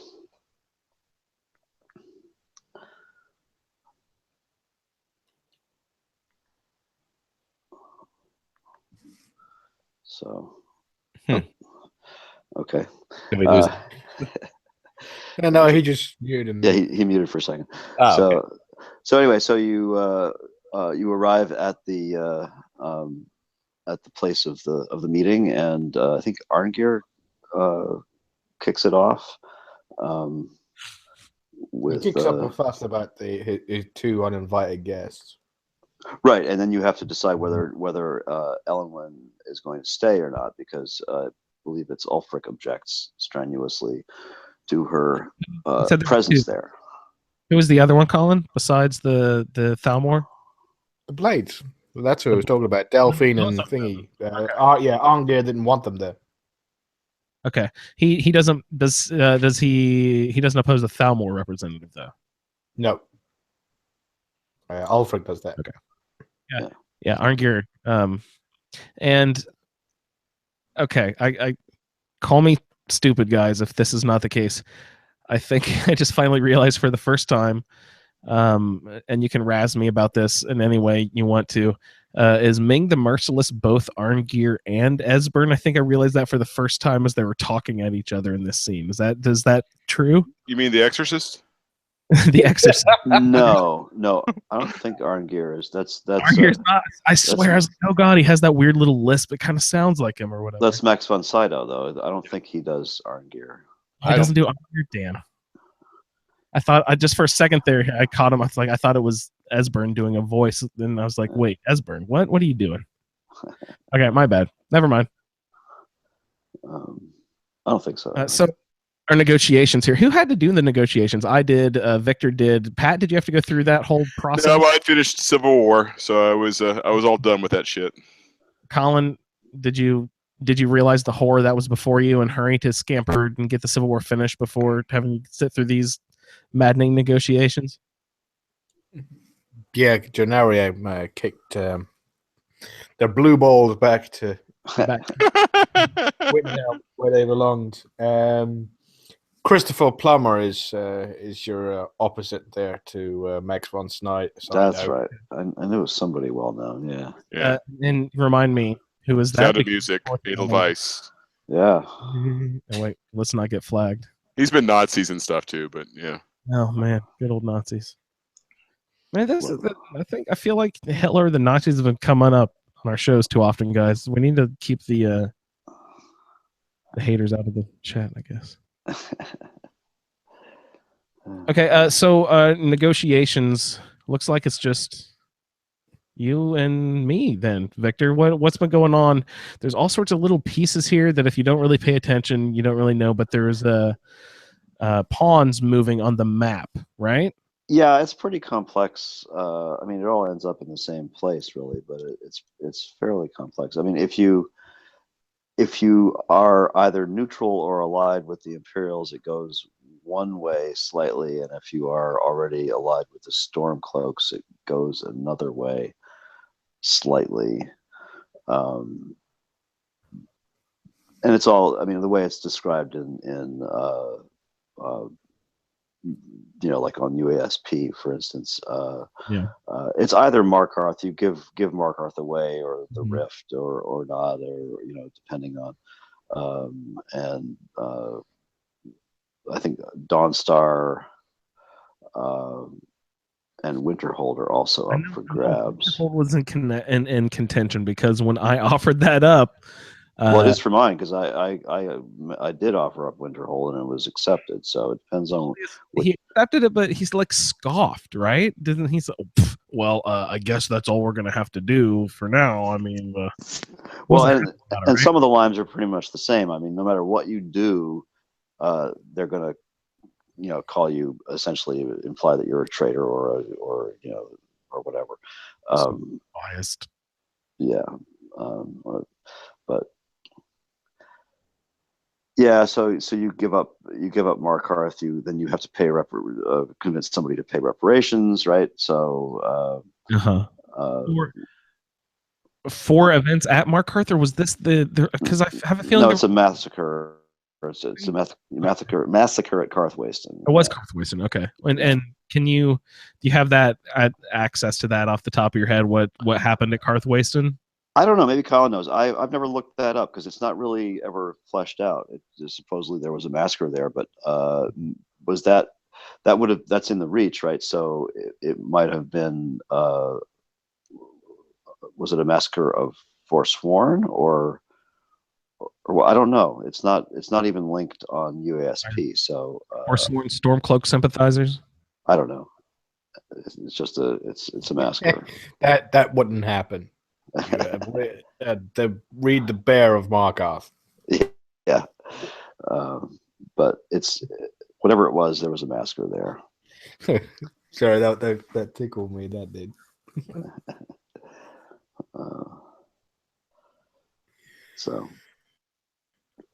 Falkreath is also up for grabs. I didn't hear that. It really all depends. I think it's if you're Imperial, if you're sort of like staying with Imperials, when they say, "Oh, we want the Imperials say we want Markarth." No, sorry, the Stormcloaks say they want Markarth, don't they? Wanted Rift if I remember. They want well Markarth back. It was on the other side of the lake, which was a natural barrier, and it was a well fortified city. He made like several comments about why Riften was a beneficial city to hold military strategy wise. Yes. So yeah, the Stormcloaks want Markarth, and the Imperials want Riften. So if you're neutral, they have Markarth, and they take Riften, and it's sort of like kind of a fair swap because they're two big cities. I think if you're more pro Stormcloak, you can give the Stormcloaks Markarth and only give the Imperials Winterhold. Yeah, and he's not happy about that. He's like, he's like, Winterhold is fucking half gone in the ocean, dude. Like, yeah. And then if you're pro Imperial, you can give the Imperials Riften, and you can give the Stormcloaks some other Falkreath. There you go. And Falkreath again is viewed not as, of course, not as much of a power hold as like Markarth would have been. Yeah, but they can sort of like get right near there is the road that leads to Cyrodiil, so they can cut off supplies to the Imperials and sort of stuff. So I think that's how it goes anyway. That's how I would have written it. So that's what's more important here. I was stupidly thinking that I would probably have to be on one side or the other of the Civil War in order for these negotiations to go smoothly. So I went and joined. I actually ended up joining both sides because it got stopped going both directions. But I kept trying to initiate the joining either the Empire or the Stormcloaks in order to get these negotiations started, because I thought you had to be on one side or the other to help negotiations through. But it turns out I couldn't get anyone to come to the fucking table when I kept initiating things, because like if I was trying to join the Stormcloaks, when I would go up to Ulfric, I would say, "Hey, buddy, isn't it time? Let's go sit down at the table." And he's like, "I don't have time for conversation with you. Doesn't Galmar have something for you to do?" Yeah. He wouldn't like interact or talk with me or whatever. So I went and I was like, fuck it. Okay, Galmar, what do you need me to do? So I went and killed the ice wraith things, right? And I came back from the little island, and then Ulfric again was like, hasn't he given you another task to tend to? And you have to go to Galmar again, and you go off and do something else, and you come back, and then he says something. So I realized that each time I had to get to a certain point in the Civil War in order to convince these guys to go up there. Otherwise, he would just keep saying, "Doesn't Galmar have something for you to do?" And that I got pissed off enough that I realized, let me revert back to the save before I initiated any allegiances to the Civil War, and then everything was fine. Everyone came to the table just fine. But I worked both sides, both Tullius and Ulfric. Both refused to come to the table unless I had done like specific things throughout the Civil War quest. So yeah, because you have to be declared or neutral. So I decided that I was just going to be neutral, and I reverted back a couple saves, and then everyone came to the table, and it was better. But again, like before that, it was the fucking getting Odaving to come all the way into the trap. No, it was. It was getting all this. This was my first problem, and then it was the whole getting Odaving into the trap. Like I had lots of fucking trouble with Skyrim. So like SE has been a pleasant blessing of a dream of the game so far, because I feel like a lot of the things have been ironed out. There's still like quirks and all that, of course, but I hadn't come into trouble of quest breaking yet. Which, knock on wood, I hopefully won't get into too much more. But granted, they were both of my own doing, and they were both easily fixed. But I hadn't run into like quest stopping portions. You know what I mean? Where two data things are clashing with each other. You know what I mean? So that's kind of annoying. But I got everything fixed out, and now we're up at the negotiating table. Let's see, what I do. I eventually, because I just thought it was funny how up Tullius's ass I was getting, so I just kept handing everything to the Stormcloaks, and he gets more agitated each interaction that you do. Like you get him, like well, the first time he's like, well, that doesn't seem very fair. And then the next time you do it to him, he's like, okay, now this is obviously slanted in one direction. And the third time he's like, okay, now that's just blatantly on your one side of it. You're blatantly a Stormcloak here. Come on now. That's not acceptable anyway. You know, he like is realizing he's getting angrier and angrier as the negotiations are going. That's like, yeah, okay, this guy is obviously not in a neutral field. He's obviously a Stormcloak. So I just kept going on that side because I thought it was funny, even though I was actually assigned the Imperials. I don't know why. I just thought it's fun to get under Tullius's skin. He's a Cylon, you know, so that's okay. Yeah. Spoiler alert, but that's Isn't that his voice is somewhere else? he's Doc Mitchell in Fallout New Vegas. Yeah, I know he's Doc Mitchell, but he was where else did I hear him recently? That doesn't matter. Whatever. Michael Hogan, isn't it? Yeah, that's Hogan, right. Yeah, He's a known Canadian. No. Oh yeah, you can hear the Canadian. For sure. Yeah, absolutely. Okay, great. Where are we in the? I think we kind of explained both sides. Yeah, pretty much. It's complicated, and it's all based on some scoring system that. So. Did you allow the Thalmor to stick around? I didn't even consider which side I was on. I immediately cast the Thalmor out of the negotiation. They have I usually do. This time I kept her. So okay, I've never kept her. What does that change anything? not really. I mean, yes, but nothing. It's all fairly subtle. I mean, it's. I mean, good Lord, you'd have to like play through it 16 times in a row to get all the branches and get it all memorized. I just don't have time to sit down and think about it that hard. You know, it all ends up in the same place. So who do you ended up siding with eventually?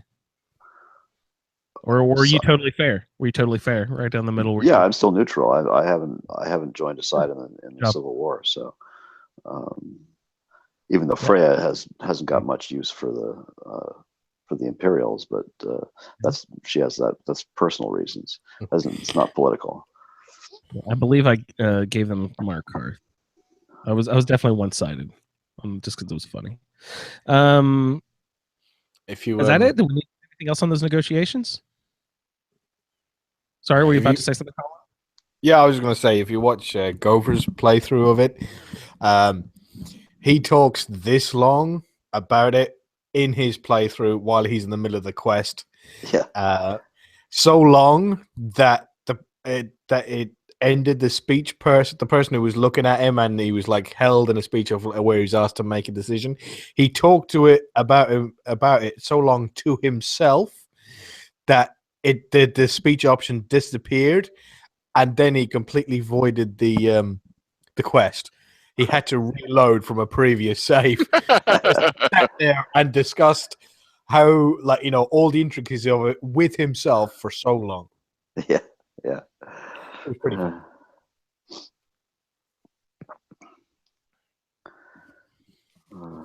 I thought Michael did a good job of this with his because I didn't even realize this was even a thing because I'd done Civil War, and when Michael did his main quest playthrough, you know, on the Skyrim Let's Play, I thought you did a nice job making this very clear. And actually, it didn't seem at all this complicated. I mean, I get that it really is behind the scenes, but you played it out really nicely. I think I went like half and half on that one. Yeah, I think you kind of split the baby. Yeah, right down the middle. Yeah. I tried to keep them both reasonably happy to get through it. Yeah. Well, you kind of have to. I mean, that's generally how I play it anyway. But yeah. I mean, because it is based on a scoring system, so the game won't let you. I mean, you have to sort of even it out to 0 in order to pass through the whole. Yeah, in order for it to work. Yeah. So. That is true. But the outcomes are all, I mean, they're all a little different. So, it does have a bearing later on the Civil War. Yes. So that's where it really, I mean, the whole thing in the case of the main quest, it sort of ends up with the same thing. You know, you get your way. You get the truce, et cetera, et cetera. It's later on when you play the Civil War that things are slightly different. So, but Yeah, it doesn't really change this as much as it changes that. yeah. It's certainly more important to that, and I guess that's why it works a little better if you kind of do them both together. It just seems weird leaving either the dragons or, kind of the dragons are more important in the Civil War, I would assume. So, but if you complete the Civil War first, obviously it changes everything. So, Yeah, one of these days I'll do that. Do the Civil War first. It's cleaner if you do the Civil War first. Everything's already decided. That's for sure. Yeah. Yep. I think this is probably one of the first times where I've actually finished the Civil War first, because Civil War is not one of the ones I usually go to get done. Really, I don't really complete that a whole lot, honestly. Yeah, I don't either. I mean,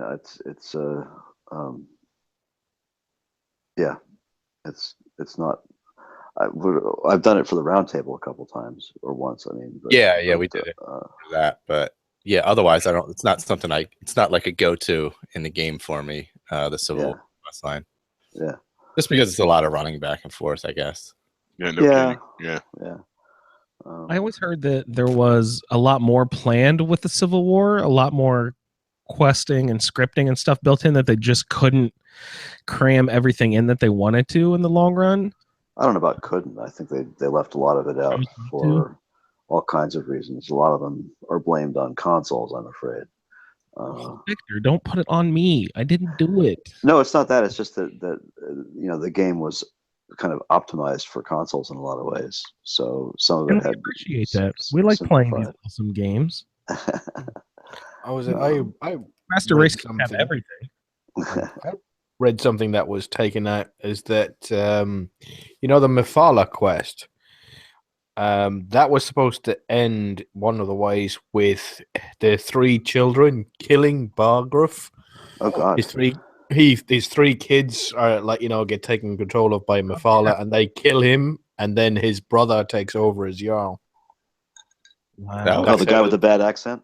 There's I am a weapon unsheathed. That would have been a good dark story for sure. Yeah, that is actually. Well, the Civil War Overhaul mod purports to bring some of that content, not the Mephala thing though. Some of the content back, and there it's clear in both the lore and also in the sort of delving deep into the game code that yes, there was more to it than ended up in the final game. The cutting room floor might add stuff back to or not. The cutting room floor doesn't add a whole lot to the Civil War because because of the way it has its little fingers into just about everything. It's really complex. It was supposed to be so ultra over dynamic. I mean, it's still pretty dynamic, but like it just didn't. It was took too much to do what they wanted to do originally, or something. I don't know, but the quest itself is run here integrated into just about every aspect of the game, so it's difficult to change it. So don't start it, people, right? Or finish it immediately. One of the two. I don't know. Do what you want. Do you let the Civil War hang throughout a playthrough? You take your sweet time with the Civil War, Michael? You usually don't do it, do you? Yeah, usually don't do it. Yeah, you don't have to complete a playthrough. There's no. Yeah, that's not Pat. You have to do the Civil War. I've done the Civil War. I did the Civil War, but it does a lot of stupid stuff. Like it messes up. Like it has all these random consequences. Like it can screw up your Thieves Guild Radiant quest because one of the places you have to go in Whiterun is blocked off if you do the Civil War. It's just stupid shit like that is annoying. Yeah. That is true. It can mess. So even Bethesda didn't quite get it right. Surprise, surprise, right? Shockingly, yeah. Yeah. So, So we're through negotiations. Yeah, and we're right back to Odoving. And so that would loop us back into something we've already discussed, was trapping Odoving. Except that if you do the negotiations, you don't have to go back to the Blades and read the book, because Esbern just tells you right there and then. You're right. He tells you, he has a conversation immediately, says Dragonborn conversation or something. And he tells you, what does he tell you? Just, Esbern has, he knows a shout. Like, is this weird at all? Like, well, he doesn't know the shout as such, but he knows that the dragons' names are essentially words of power. Words of power, yeah. So I does calling their name will summon them, or how does that come? How do you know that that's what you need to do? He tells you. Esbern just brings that up right now. Yeah, but that's a really common theme of magic, right? Oh, yeah. The names have power. Names have that's power. extremely Absolutely. common, right? That's old. Cthulhu Hastur, that's extremely common. So in that regard, it's like it's not at all surprising that throughout Tolkien, you say the dragon. He's not, as he says, he's not compelled to come, but you saying his name is challenging him. Yeah, it's calling him out. Yeah, interest. It's like, that's right. Yeah. We're tossing mud his way. I figured out the secret code. If you get Odoving to say his own name backwards, will he? He'll send him back to the fifth dimension. That's right. What's the one in the mirror? The turning around in circles. I forget what was. Oh God, that's an old one too. Mirror. There's Bloody Mary. Bloody Mary. In the mirror. That's it. Bloody Mary. Yeah. I was talking about Mixhez Piddledick from Superman, but who says his name backwards? I didn't even want to ask how to pronounce that word. Mixhez Piddledick. That's hilarious. That's great.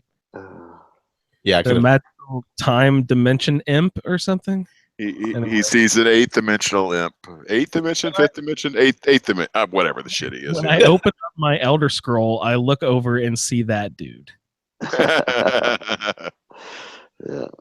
Yeah, he would make a good moth priest. He likes to wear the robes and skirts. So yeah. So we've got our negotiations down. We've got our dragon trapped. I've got him. I've got this left in limbo hanging. I've got Odoving sitting on the back porch there. We do have one more quest. Evidently, this is not a required quest by story, right? You can just leave this one off altogether. But Parthenax, did anyone actually play this quest? I did. Killing him? Yes, Michael, did you play? Would you like to tell us why and how, and a little bit about your quest with Parthenax here? How his story comes to an end? Well, there's not so much of a quest as there is just you fight him, which is weird. But you do talk to him. Well, you can talk to him, or you can just fight him. But if you talk to him, you can kind of get his whole feelings on why the Blades don't trust him and all that. And he explains, they probably shouldn't. Freely, right? He's like, well, they're smart for not trusting me. Yeah, pretty much. Yeah. He's I did all these terrible things. I've meditated and changed, but there's no way for them to know that. So, I can't blame them. Well, then you can ask Arngir about it too, and he sort of fleshes that out a little bit more. Yeah, you can ask multiple people about, obviously Esbern has his side, Arngir has his side, or Arngir has his side, and then Parthenax kind of tells you his. Does anybody remember specifics of, like, say what Esbern would say, or Arngir? Victor, you brought up Arngir. Do you? I don't remember exactly what he says. No, sorry. Okay. No, it's fine. Esbern just basically goes into the atrocities or whatever. Yeah, he's a dragon. He's got to die. I was going to say of dragons in general, or of specific atrocities that Parthenax himself specifically. Not specific, but that he was one of the, I guess, higher. He was upper level dragon. Okay. He was the author of many atrocities. Is the term that Esbern comes out with. That's nice. or so they say anyway. That's the Blades contention. Victor's always quick to hop on. Oh, so the Blades say, guys. Well, I don't like the Blades. I think they're a bunch of assholes. So there's Blades say. And Delphine, when she says something like, "Well, yeah, he reformed or turned." I forget exactly the word she uses, and then she says, "But that makes it even worse." And I'm thinking, what? How does that? Doesn't. What the hell kind of line is that? It's ridiculous. But yeah. I kind of like that line.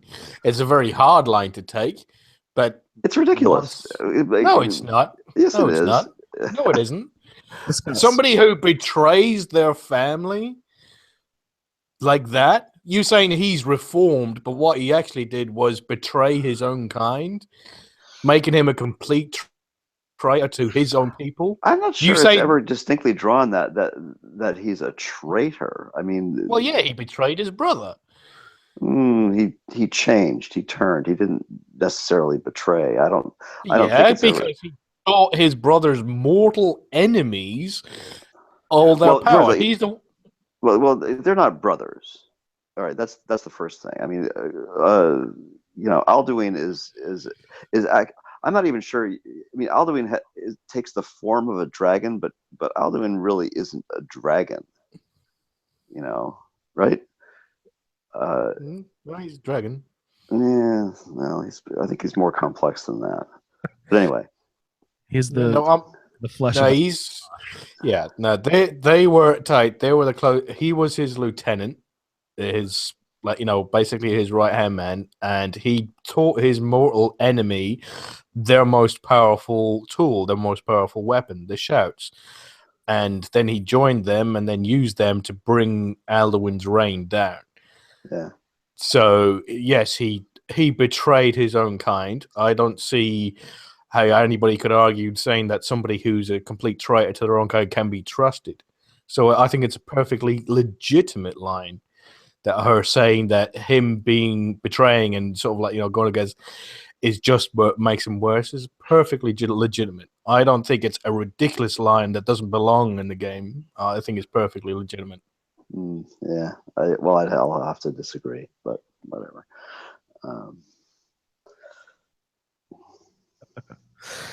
Okay, so let's get on with the dirty deed. Michael, what's going on with why are you killing Parthenax? Because I think I only did it once, and I wanted to relive that horrible feeling of doing it. So. I think I remember when you posted a comment in the Facebook group about I don't know do you remember exactly how you worded that post? I was like killing Yoda or something. Yeah, it's like it is really super sad putting down Yoda of the game or something like that. Yeah, basically, yeah, that's what he is. I will say I prefer Durnavir to Parthenax. Not because of the way the battle. Just I think he's more. I don't know. I like his story a little better, maybe, but I appreciate Parthenax because of the journey he went through. Mm-hmm. But yeah, so it is. That's part of why it's tough ending him. So that earned him the other end of your sword. Yeah. Unfortunately, it did. Is Parthenax particularly strong in any way? He seems to be gifted with the voice. What does Parthenax bring into a battle? If Parthenax and Alduin were to battle, would one come out over the other? I would assume Alduin, but you have to. But I don't remember my Parthenax battle being particularly. It wasn't exceptionally difficult. I can say that. Yeah. It was really easy. I'm not sure. I mean, I'm only playing an adept, so I'm not playing on that hard a level. But I don't know that he even got a blow in. I was already tooled up. I had gone in with resist fire, resist frost potions, and everything else, and I just launched in with the double Daedric daggers, and he was dead before I knew it. I don't remember him getting a hit in. He was not particularly aggressive. Did you say daggers? Yeah, double Daedric daggers. Yeah. And are you sneaking up from behind with a? No, I just like walked up to his face and like started slashing him. Oh, nice. I've never been one of those dagger wielding characters. Yeah, double Daedric daggers is it. I mean, if they're sneaky, so much the better because it's times 30. But it really doesn't matter. Like double Daedric daggers, they're I got the double enchantments on both of them. So it's pretty nasty. Yeah, It'd be great if you could take the Maroon's razor effect off of that and put it onto other things. You can't smith that up as high as like a Daedric weapon, right? That Maroon's razor. What is Mayrune's? I don't have. I've never gotten that one. Is that the one with the chance? Daedric weapon. Yeah. It is the Daedric weapon. It is Daedric. Yeah, it's the Mythic Dawn quest. But what's the? I know how you get it, but what's the effect of it? I mean, what effect does it have? You get a 1% chance of instantly killing a target. Oh, okay. Small chance of instant death of any. Well, no, except for we found a few, right? We looked and we found a few people who were immune to that chance of death, like the ghost ice giant on Solstheim, whatever that dude's name is. Yeah. Karstag. There's a few people. I forgot. Damn it. Go get Karstag, Michael. Come on. No, I wanted to try and use Karstag for summon him. And I forgot. Oh no. Solstheim? God, now I got to go back. I've never gotten the Karstag summoning to work. I've got him and I've got the power. I can never get him to show up. You have to be outside. Yeah. No, do you have to? Does he work on Solstheim only, or does he work on Skyrim as well? Mainland or island? Oh, he may only work on Solstheim. May only work on Solstheim, so maybe I won't go. Yeah, yeah, because I have tried him a couple times on Skyrim and he's not worked. He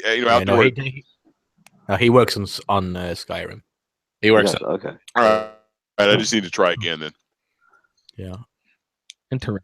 But yeah, I've got the Daedric. Make sure your face is pointed at the floor because it's a summon. It's the same with. Oh, maybe that could be it. Yeah.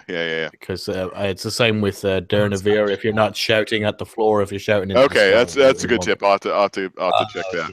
Yeah. Because Durnavir, you have that. That's. Yeah. Good call. Yeah, but the Daedric daggers with I think I've got Chaos and Flames on one, and Ice and Soul Trap on the other, and they're pretty nasty. Chaos is fun. I like that. Yeah, I love the Chaos enchantment. It's a lot of fun. Yeah. Yeah, I like a Paralyzed to team up with Chaos is always fun. Yeah. Stuff like that. Yeah, that's good. Man, Pat, you still haven't done the Ebony Warrior. You said. No, well, actually, it's funny. As we were recording the last show, I was wandering around just the big cities trying to, and I'm in Windhelm, and he is there now. So I have my game paused, Nice. and I'm going to come back to the Ebony Warrior after, or maybe tomorrow after we finish one or the other. So I now have him in my sights. Will you do me a favor? I'm sorry. Will you do me a favor, Pat? What's that? Will you go on to the twitch.tv/ASAPodcasting and stream your Ebony Warrior fight? I can stream it on my personal because it's on Xbone. Awesome. I'll put it on my personal channel. Yeah, and can you figure out how to upload it to our? I will make an effort to do that thing. Awesome. Everybody, I know that'll be way sooner than you'll actually hear this episode probably, but look for that on YouTube. That'll be awesome. Well, this should be. No, I'm excited. The one time I fought the Ebony Warrior, twice. No, it could only have been once. The one time I fought the Ebony Warrior,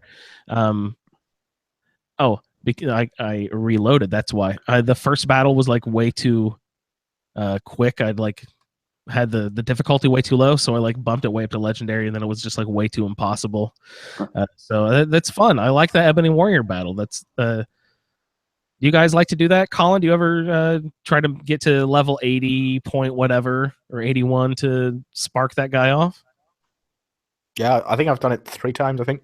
Wow. No, I've only done it once. Victor, do you summon that guy? I have never fought the Ebony Warrior. Nice. I think I've only had one character that went over level 80. That was my original Xbox 360 character. Wow. A little tip for Pat: don't aim at his head. Don't aim at his head. Okay, all right. Not in the face. Not in the face. Yeah, I think so. Yeah. I think I know what Colin's talking about. No, but Ebony Warrior. That'll be fun. Look for that on YouTube, everyone. Pat's gonna battle the Ebony Warrior. So where are we with Parthenax? Michael, you said the battle wasn't. He's not actually all that tough of a. Unfortunately, no. You were hoping for something more epic with Parthenax, but it just. I would hope. Sad I would quest. hope that Parthenax go through like a whole dictionary of dragon terms as shouting at you. You know what I mean? Like if he's so good at that kind of thing. You would think, but no, that doesn't really. No, he's a follower of the way of the voice, so he's peaceful. So he's been peaceful for so long. That's right. Yeah. Even though he's an evil traitor, of course. Yes. What does Kind think of Parthenax? I don't know. What does Kind think of Parthenax? Yeah, I was just thinking, what would Parthenax, would a Kind be pleased if I killed? Would I get that? I was just thinking of that little notification I get up in the top left. Oh no, unlikely. I just think would Kind be pleased if I killed Parthenax? Does he count for hunting? Probably not. Yeah, no. Yeah, so I don't know. I also went up and killed Parthenax just because I wanted to report back. Most of my followers did most of the work again. You know, I'm good at that sort of thing. Colin, do you kill Parthenax? No. Never? Oh, yeah, no, I have, but you haven't. fucking Gennari. Gennari? Clesia did not, whatchamacallit, kill Parthenax because she is a soldier, and a soldier only kills threats. Okay. So, and he's not a threat; he's a resource. He's a very dangerous resource. So there's no need to kill him. She disagrees with Delphine on that point. He's dangerous, yes, and she's got to keep an eye on him, but she doesn't feel the need to kill them at all. Okay. So good. He's not bad. Pat, you said you double Daedric daggered him, right? Yep, right in the face. Yeah, I think literally he didn't fight back at all. Oh wow! You slashed him 8 times and he was done. Yeah, basically, yeah. And Michael, did you say how you're? Double daggers. Not double daggers. Double dragon scale swords. Ooh, that's fun. Sorry. What do you like to put on the? Oh, those are fun to double wield those. What do you have like a chaos / combination you like? Yeah, I have the chaos, a fire.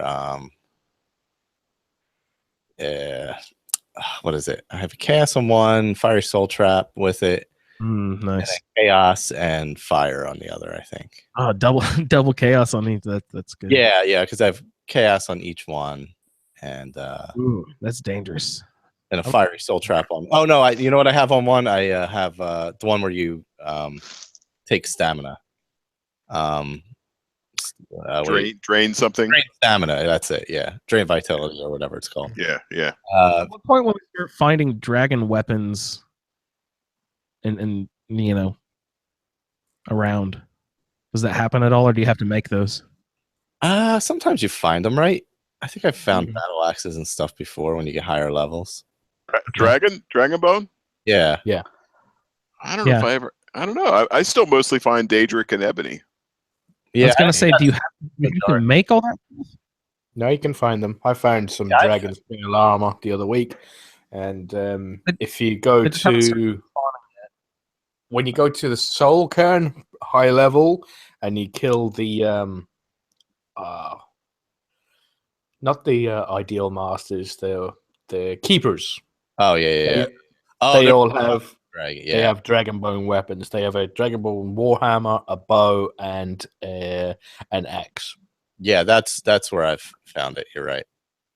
So at any level, or depending on your own level. Depending on your level, Yeah. they'll still wield the weapon, but you can't loot it.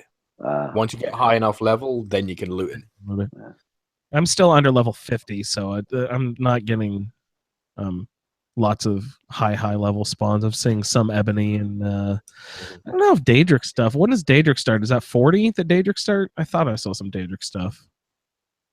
I don't even remember. 46. There's a lot of stuff that starts at 46. 46. Okay, maybe I don't know if that's Daedric or not, but You see, I see. Well, I see a lot more ebony than Daedric still, but I still see some Daedric.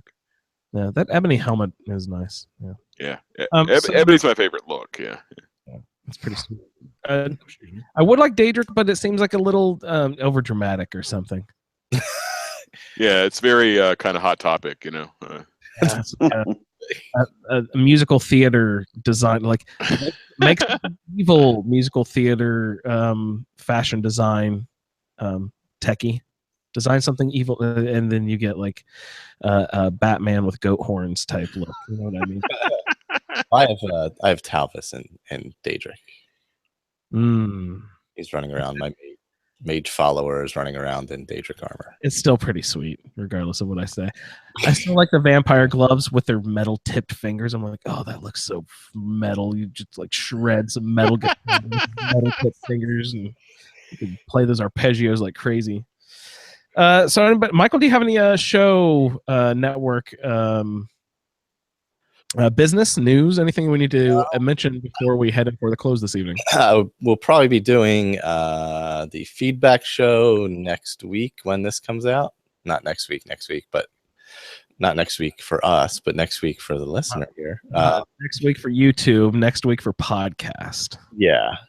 So get your feedback in. So it's probably the 18th, right? 2 weeks. 2 or 3. Sometimes we like to space one in. Who knows? Yeah. It can't be the 25th because we're doing the last roundtable 25th. Yes. And it won't be the 26th because I'm running a marathon. So. All right. Sounds good. Victor and Colin, gentlemen, always a pleasure to speak. Do you have any business you'd like to talk about before we sign off for the evening? Any last Parthenax stories, adventures you guys are getting into besides our side quest or anything that you wanted to mention? Not at the moment. No, I just this time I only done my 3 like assigned quests, and then I've paused the game just as she's standing there looking at Odiving. And I used the word yoke, and I heard Pat say it too. Is that the right term for that sort of piece of wood that goes across the neck? Yoke. Y-O-K-E. Yoke. Not yolk like an egg, but yoke. Y-O-K-E. Okay, my bad. I knew it was something like that, like an oxen yoke. I think I remember you can break a yoke in like Oregon Trail, maybe? I don't remember, something like that.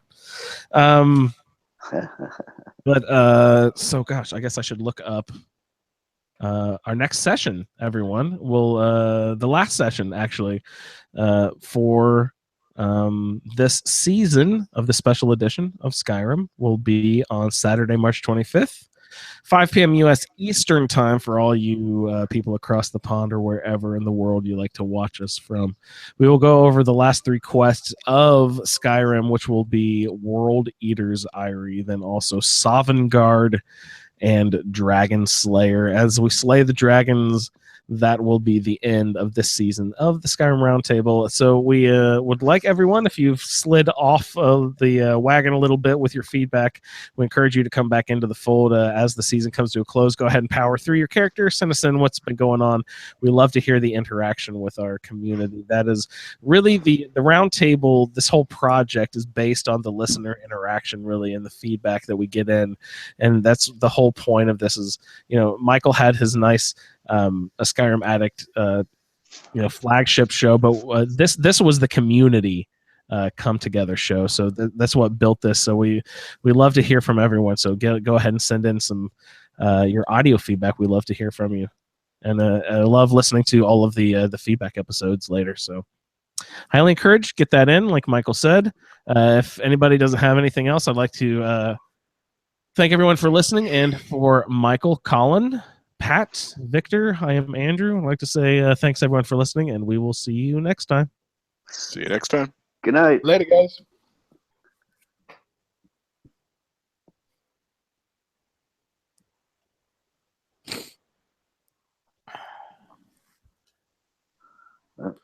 Oh, I gotta hit that's right, I'm running the hangout. Gee, I think I would pay attention. Was it